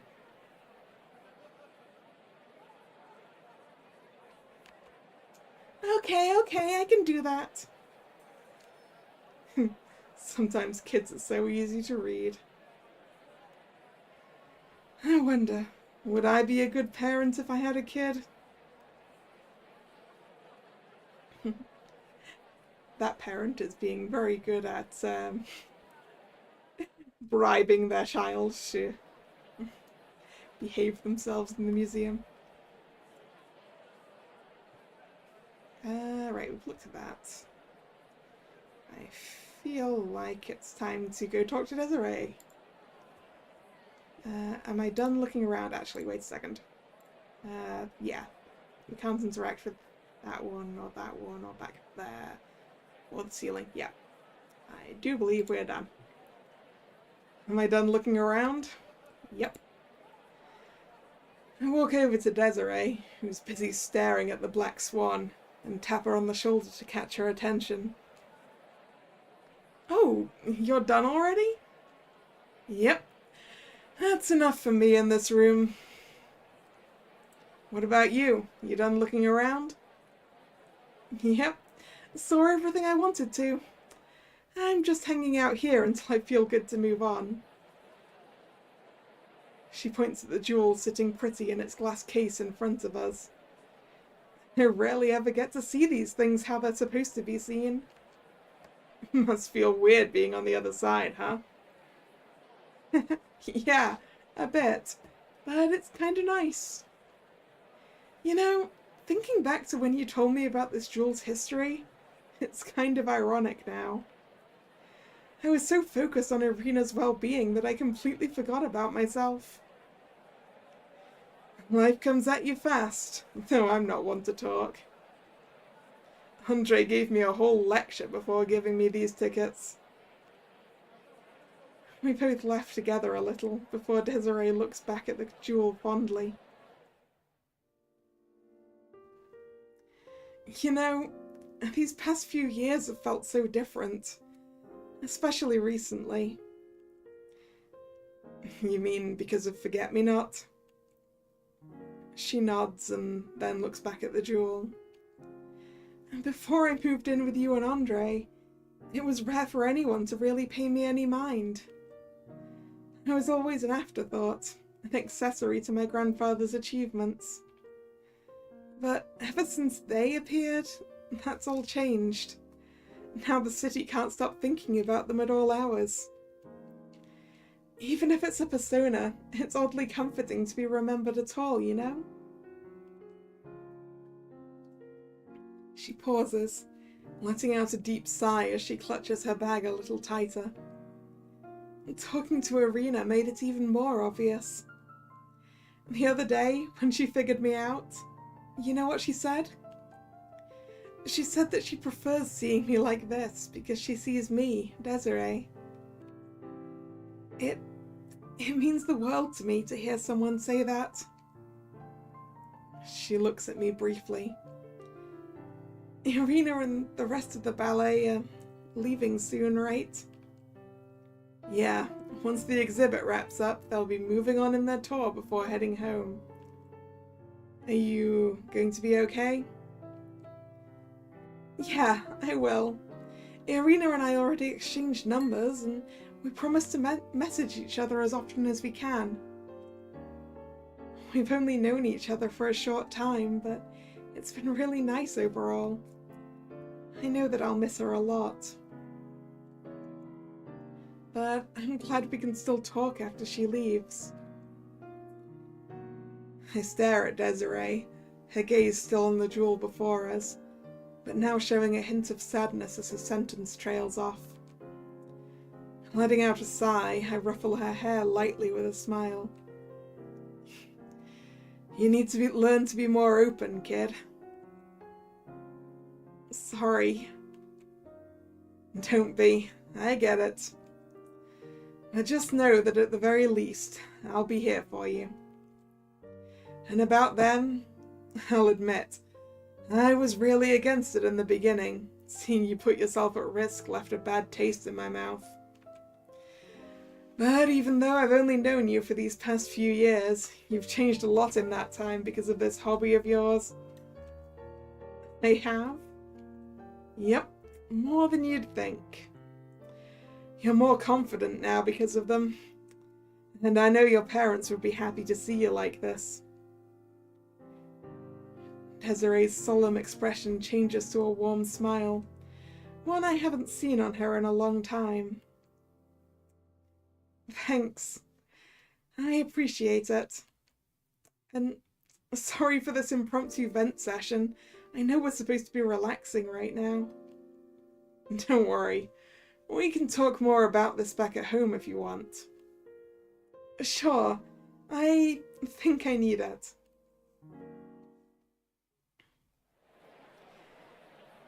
I guess we're done with this room. Do you want to move on? Sounds good to me. Lead the way, kid. Let's go to the East Wing then. I hear they have a really cool moving arts display. Ooh. Just as Desiree turns the corner, a couple of security guards walk into us, quickly apologizing as they move on. You okay, kid? Yeah, I'm fine. Just caught me off guard. Wasn't that Max's usual entourage, though? Yeah, you're right. Come on. Let's get out of here faster. I don't want to watch that blonde a-hole try to act like a good host. Couldn't agree more. The two of us start to continue on, but something catches Desiree's attention, causing her to turn around. Hey, isn't that... I look at where Desiree is staring, and I match her surprised look when I notice who Max is talking to. Ah, the detective.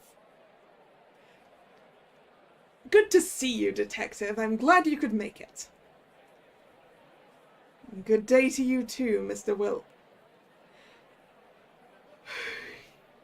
Mr. Wilkinson.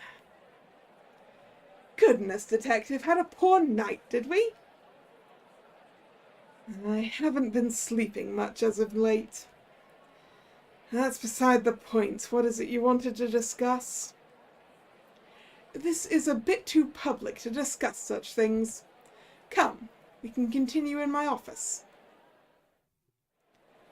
The two of them, along with Max's entourage, walk further into the museum.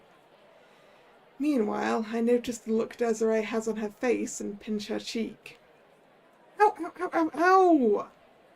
Desiree, we are here to relax. R-E-L-A-X. Not to get nosy about that rich snob's current affairs, capiche? Capiche, capiche. Just stop pinching me. I let go of her and start pushing her toward the other hallway as she rubs her cheek with a pout. Come on, that display you wanted to see was this way, right? Yeah, it was. Well, let's get a move on then. The museum won't be open forever. Desiree quickly switches back to the upbeat mood she had earlier as we continue looking around the exhibit.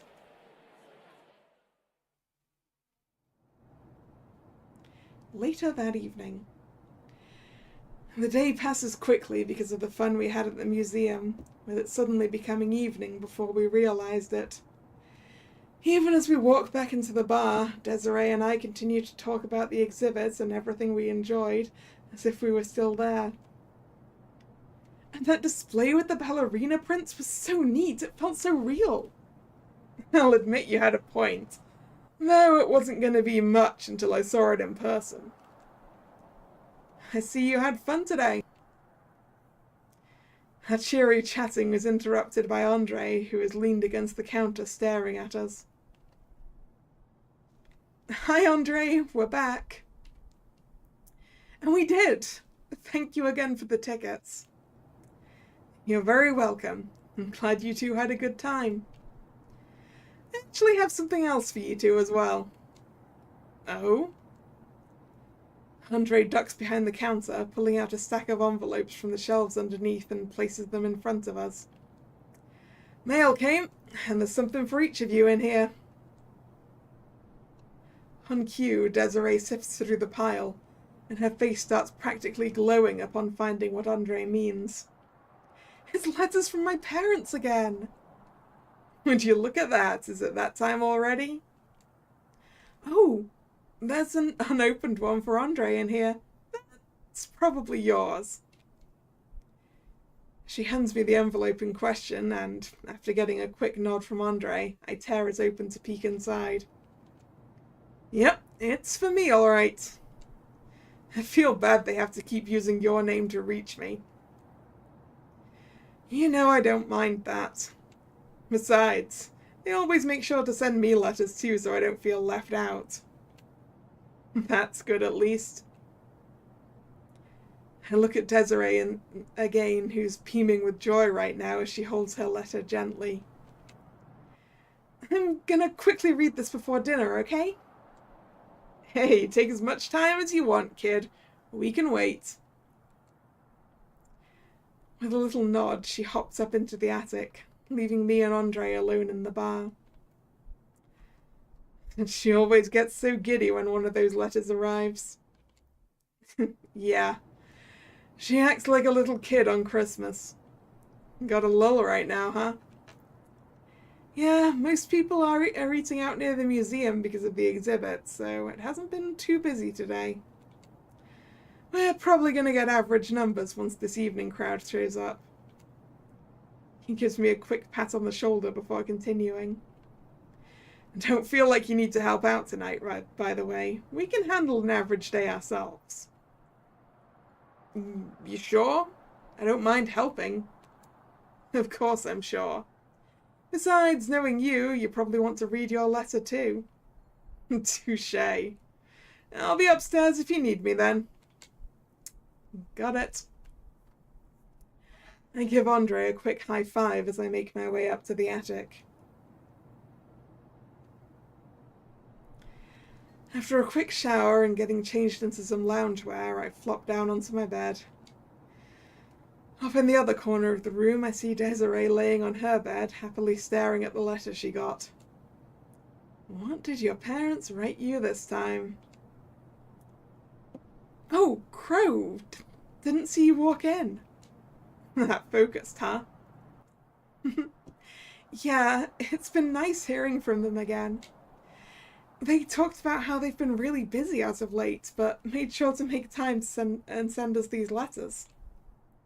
Oh yeah? Ramona mentioned the same thing. Wonder what's keeping them so busy. I don't know, they didn't say. But still, I'm glad we got to hear from them again. Desiree stares at the letter, letting out a soft sigh. I wonder when I can see them in person again. Kid. I'm sure it won't be too long. Yeah, they moved out of Twin Bells, but this is their home and you're their daughter. I can imagine that they've had enough of this separation and are working as hard as they can to see you again too. Are you sure? Positive. And who knows, maybe convincing your grandfather to stop being so anal is what's keeping them busy. She giggles a little at my quip. Maybe. That definitely would take up a lot of time. Desiree gets up from her bed, then neatly folds the letter and places it inside the writing desk's drawer. I'm gonna go take a shower and then we can make something for dinner, okay? Sure thing, kid. No rush. As she walks out of the attic, I grab my letter, opening the envelope and reading the message inside. Long time no write, Crow. Apologies for the wait. We suddenly got busy recently and it's been a bit hectic here as a result. I assume everything is going okay back in Twin Bells and that you're all doing well overall. It's been very interesting here as of late from what I've heard. It's been very interesting there as of late from what I've heard, what with the ballet and the latest heists.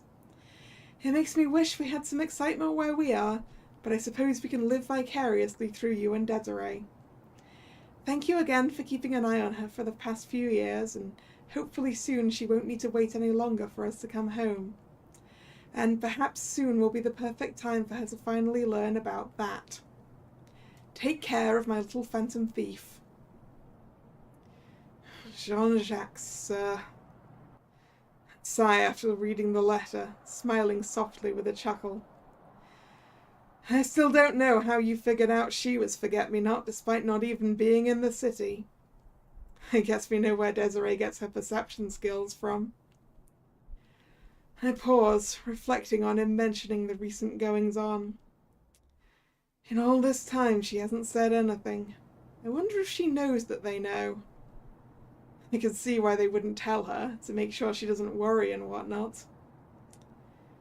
As I lay in bed, my eyes wander to the photo of Desiree and her parents sitting in the corner of the writing desk. I can't believe it's been over 4 years since that night. Time sure flies. I stare up at the ceiling, then start to feel my eyes getting heavy as my exhaustion hits me. I poked fun at the kid for this, but maybe a pre-dinner nap isn't a bad idea after all. It'll just be a little bit. My eyes start to slowly close before I'm completely taken over by the urge to sleep. 4 years ago. Ooh, backstory time.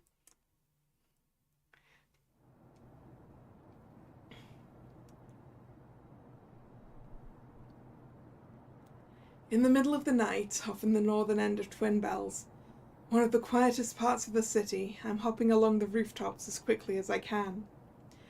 I'd just finished a big job and I'm heading back towards the bar. After making sure no one can see me from where I am, I sit down on one of the buildings to take a breather. Finally done. I fall onto my back with a sigh, feeling how exhausted I truly am as I stare off into the night sky. That stupid job took longer than I thought it would, but I got my cash and can relax for a bit. Hope Andre doesn't mind me sneaking a quick drink from one of his bottles of brandy. Huh? In the middle of my internal rambling, I hear something and look down at the street. There, I spot a young lady walking by herself, along with a drunkard wobbling further down the street behind her. Ugh, I hate these kind of guys. I'm gonna go blow off some steam. Getting back on my feet, I hop right down in front of the bastard, spooking him. Yeah. Where the bloody hell did you come from? I look behind me, noticing that the young lady's attention has been grabbed by the sudden outburst. I give her a wink, then clear my throat, speaking as loud and clear as I can without yelling. Isn't it rude to follow someone in the dead of night like this? People would think you had some ulterior motives in that fucked up head of yours. Huh? They've been following me? The guy goes pale, then quickly red with anger at me outing him like this. Who the fuck do you think you are? You're starting to piss me off. He lunges at me, but his broad movements make it easy to dodge to the side and knee him in the gut. Yeah. As he's curling up into a little ball on the sidewalk in pain, I stand over him with a smirk. You're lucky I'm in a good mood. Otherwise I would have kicked you somewhere much more painful. Now get the hell out of my sight. With a whimper, he crawls back onto his feet and runs the other direction down the street. I turn back around to the young lady, whose face is practically glowing with awe at what she just watched. Wow! Thank you for helping me. No worries. Always happy to help. You go on home and watch your surroundings next time, alright? Right. Thank you. With a little bow, she turns around, but as she starts to walk away, something in the back of my mind calls out to me. Hey, hold on a minute. Yes? I feel like I recognize you from somewhere. I stare at her a little before it finally clicks. Oh, I remember now. You're Jean-Jacques' daughter. What was your name again? That's right, Desiree. She stares at me silently, surprised by my outburst. It is you! Almost didn't recognize you with that get-up on. She stutters a bit before continuing to speak. Sorry to interrupt, but do I know you? Her response catches me off guard, and I start to realize how awkward I made things. Oh, whoops! Forgot to introduce myself like an idiot. You can call me Crow. Like the bird? I roll my eyes and groan. Yes, like the bird. It's an alias, too much to explain, yada yada yada. You probably don't remember me, since you were kinda young, but your dad helped me out a ton a few years ago. A few years ago? Oh, wait, now I remember! You're the one Papa lent his old flat to back then. The weird guy with messy hair. I cackle at her honest answer. How rude, I'm not that weird. Walking up next to her, I give her an exaggerated bow, to which she giggles at. Well, since we're on familiar terms now, why don't I walk you home? Better than getting tailed by some creep again, wouldn't you say? All right, then. She adjusts the bridge of her cap. The two of us start making our way down the street side by side. While walking, I strike up a conversation to fill the dead air. So, what's a young lady like you doing out so late at night, huh? Nothing. No reason in particular. I give her a smug smile, then scratch my chin in a comical manner. Could it be a romantic partner? Nah, that's too cliché. And I can't see a kid like you doing any shady dealings. Ah, well, maybe I should just ask that ticket poking out of your pocket what you were up to instead. Huh? She suddenly stops, looking at her jacket and realizing there was indeed a ticket sticking out of it. Before she's able to shove it further in, I manage to read what's on it. A magic show, huh? I thought there was a famous troupe visiting the city this week. Yeah. Please don't tell Mama and Papa. They'll lecture me for hours if they learn I snuck out again. Again, huh? I mean... As she stammers and fiddles her thumbs, her face turning as bright as a traffic light, I chuckle a bit and then pat her on the back lightly. You're pretty easy to mess with, kid. Kid? You don't look that much older than me. 33. Nice try, kiddo. Respect your elders. That does not count as an elder. We both share a laugh as Desiree starts to calm back down. So, you like magic shows, huh? Yeah, I've loved them ever since I was little. Hey, I'm an elder. Me too. Me too. Wait. If this is 4 years ago, and Crow was 33 then, that means that in present time we're the same age.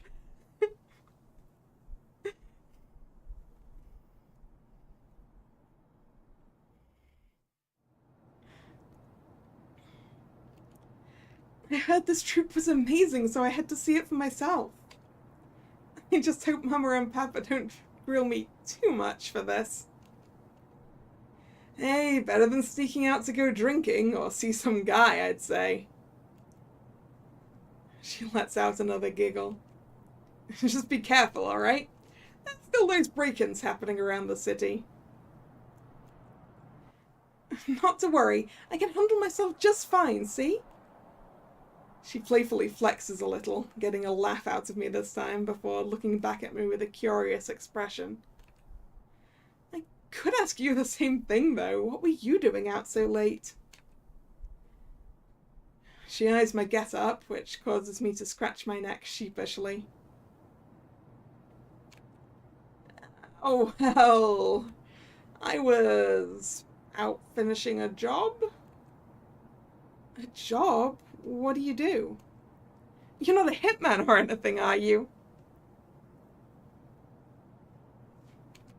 What? No! It feels like she's drilling a hole through my head as she looks at me with those big curious eyes of hers. Don't rat me out or be weirded out, okay? You can consider me a different kind of phantom thief, in a sense. A phantom thief? I'm mentally preparing myself for her to be judgmental or to laugh at me, but instead I'm greeted by her curious eyes glowing ever brighter. I didn't realize there were still phantom thieves around. That's awesome. I'm caught off guard by her innocent enthusiasm, chuckling a bit. I'm surprised you believe me so easily. Most people brush me off or try to rat me out. I mean, I get why people wouldn't. But no one would really go around using an alias in this city unless they were trying to be a phantom thief. Just like the Scarlet Rose. So, you know about the Scarlet Rose, huh? Of course I do. Papa's told me a ton of stories about them since I was super little.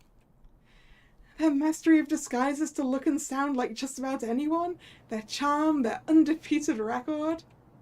It's all so cool.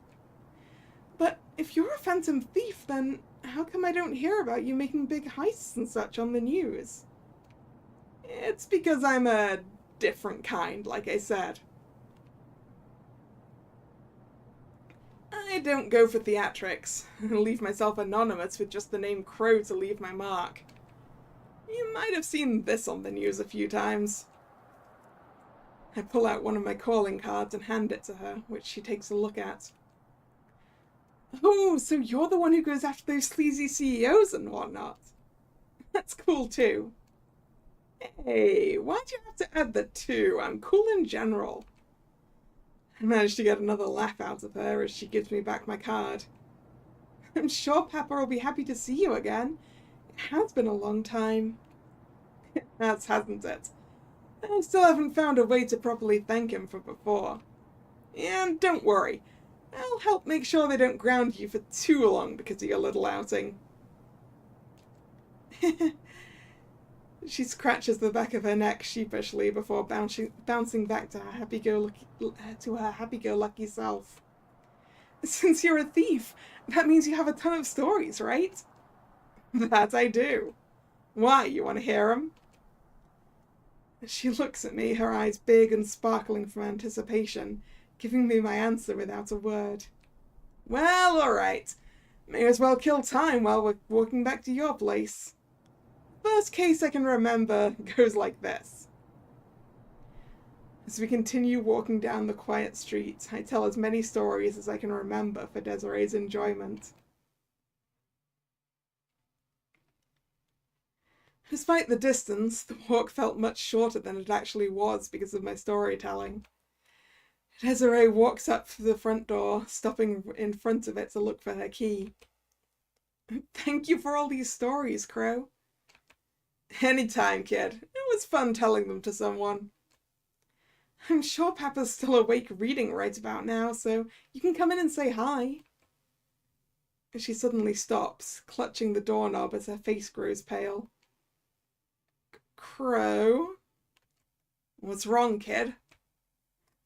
I look at her hand, shaking as it holds the doorknob. The door. She points to the lock, which is covered in scratch marks from being picked. Get behind me, Desiree. I quickly get in front of Desiree, shielding her as I grab the knob for myself. With a deep breath, I swing the door open and step inside with her. Uh-oh. Shit. Upon entering, I see the living room in a mess, almost everything fallen to the floor or turned over on its side. And right in the middle of this chaos... Mama! Papa! Desiree pushes past me as soon as she sees her parents, laying together on the ground, not responding to her yelling. As she gently nudges them, her whole body shaking uncontrollably, I kneel next to her and check their pulses. Are they...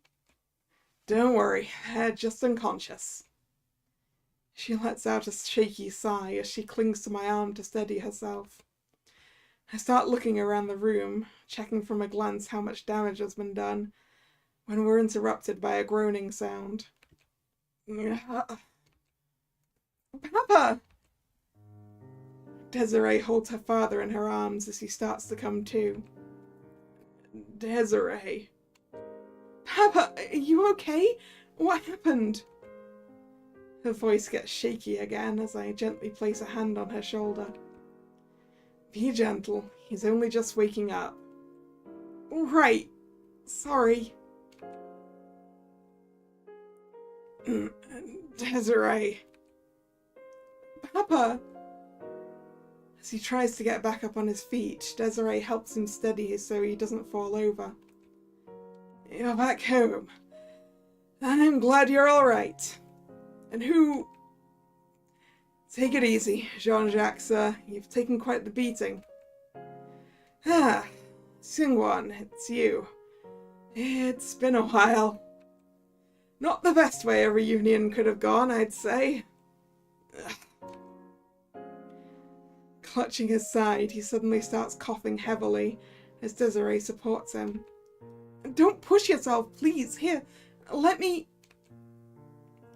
Supporting him on one arm, she walks to the couch and gently helps him sit down.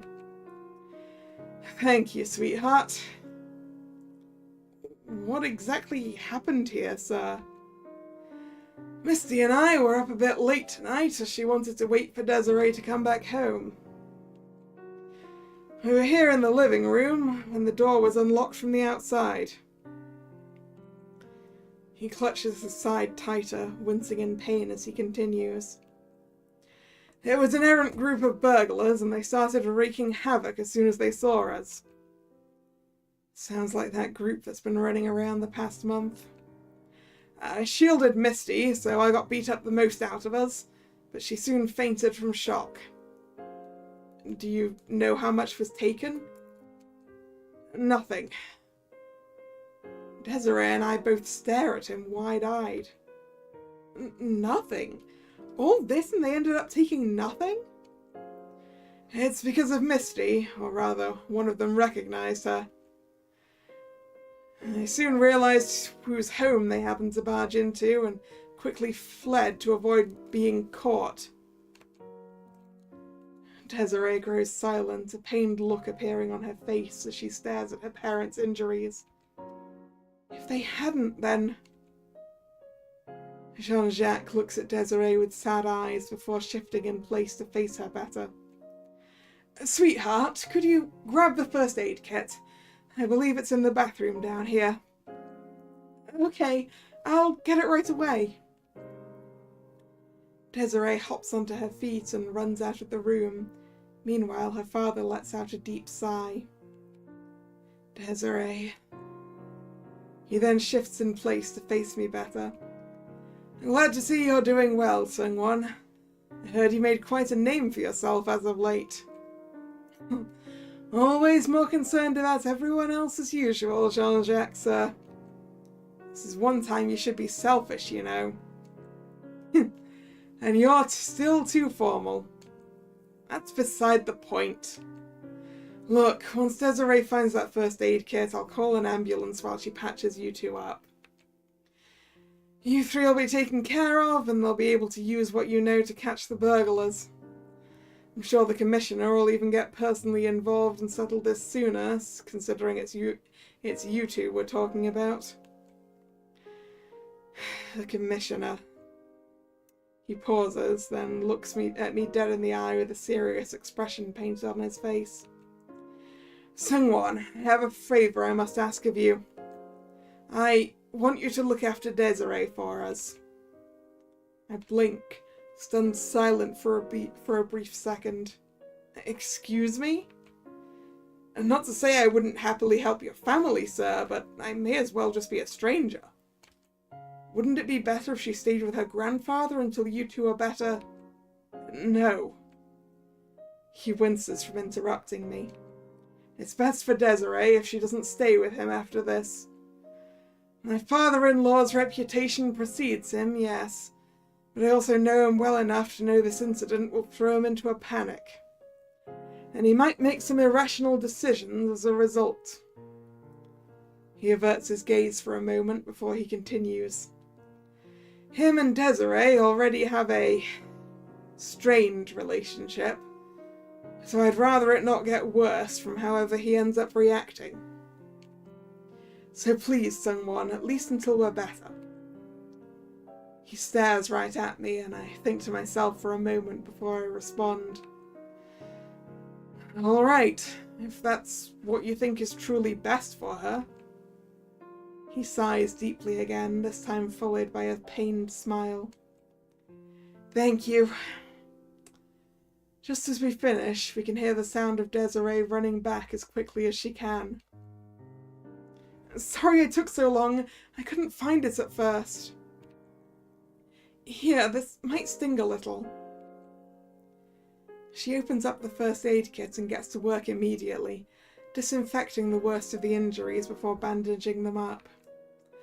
Jean-Jacques shifts in his seat again, bracing himself on Desiree's shoulder as he looks at her.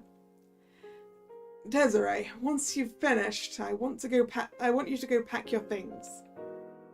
She freezes in place, giving him a worried look. What do you mean? Why do I need to pack? Don't worry, sweetheart. I just asked Sungwon to look after you while we're recovering. But... She stares at me for a moment before tears start to well in her eyes again, as Jean-Jacques gently wraps his arm around her for a hug. I need to go with you two, though, don't I? I need to give my statement and help you get better and... Sweetheart, you're a good girl, but you know why I'm asking you this, don't you? So please, for us. She pauses, looking at me again as she thinks deeply to herself. All right. But you two better get better soon. She hugs him back, her face saying she's still unsure about this, while her father clutches his side again in pain.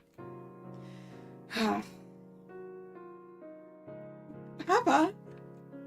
He suddenly collapses and I quickly help her lay him down on the couch, checking his pulse. Don't worry, he just fainted. His injuries probably got to be too much. Desiree lets out another shaky sigh and I give her a gentle, reassuring pat on the back. Here, give me the first aid kit. I'll finish patching them up and call an ambulance while you get packed. Okay. Wiping her tears away, she runs over to the stairs with haste as I grab one of their landline phones. I dial emergency services while mending to Jean-Jacques and Misty's injuries, waiting for someone to pick up. Something tells you should be checked for internal injuries. That is what the ambulance is for. Hello, what's your emergency? There's been a break-in and assault at 250 Mary Lane. We need an ambulance as soon as possible. 2 with serious injuries, but no valuables taken. 250 Mary Lane, but that's... Understood. We'll send someone out as soon as possible. Thank you. Please hurry. I hang up the phone and sigh a little as I finish patching up Desiree's parents. His reputation precedes him, all right. Even the call centre knows who lives here. Just as I'm getting back up, after helping her mother off of the floor, Desiree comes back down the stairs on cue with a medium-sized suitcase. Okay, I think I have everything I need. You can go double-check quickly if you're not sure. I just finished calling an ambulance, so they'll be here soon. That's good. But I'm sure. I don't want to hold us up too long. She walks over to her parents on the couch, giving them each a quick hug. Please get better soon.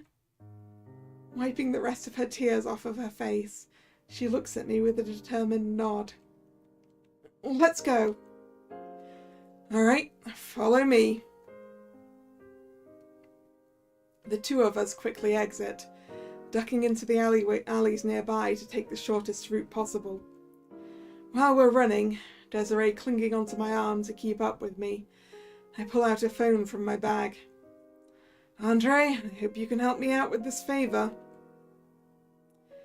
As we get further away from the north end, the sounds of patrol cars and ambulances fill the dead air before fading out into the night.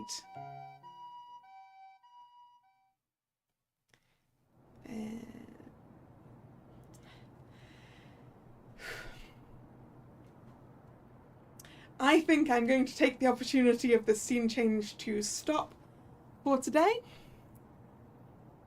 We got quite a bit done and I am getting hungry. So, thank you very much for coming. It's been fun. If you're new here and you've enjoyed your time, please consider subscribing to the channel. Or you can follow me on social media, which is linked in the description box. Also, in the description box, you will find a link to this game, Mysterious Thief Forget-Me-Not. There should be a link to both Steam and itch, where I believe it is currently on sale on both of those if you want to go buy it for yourself. The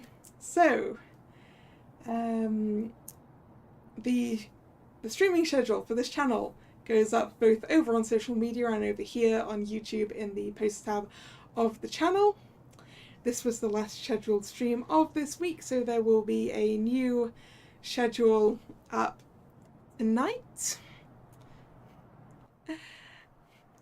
Question about next week's schedule. Do we have more Pokemon on the horizon? Yes, Drag. You are correct. The next stream will be tomorrow, Monday, 7 PM, and continuing with my picking back up games that that have been on the back burner for a while. I will be picking back up Soul Set. So I hope to see you then, or another time. Once again, thank you very much for coming. And this is Kalla signing out. See ya. Bye bye.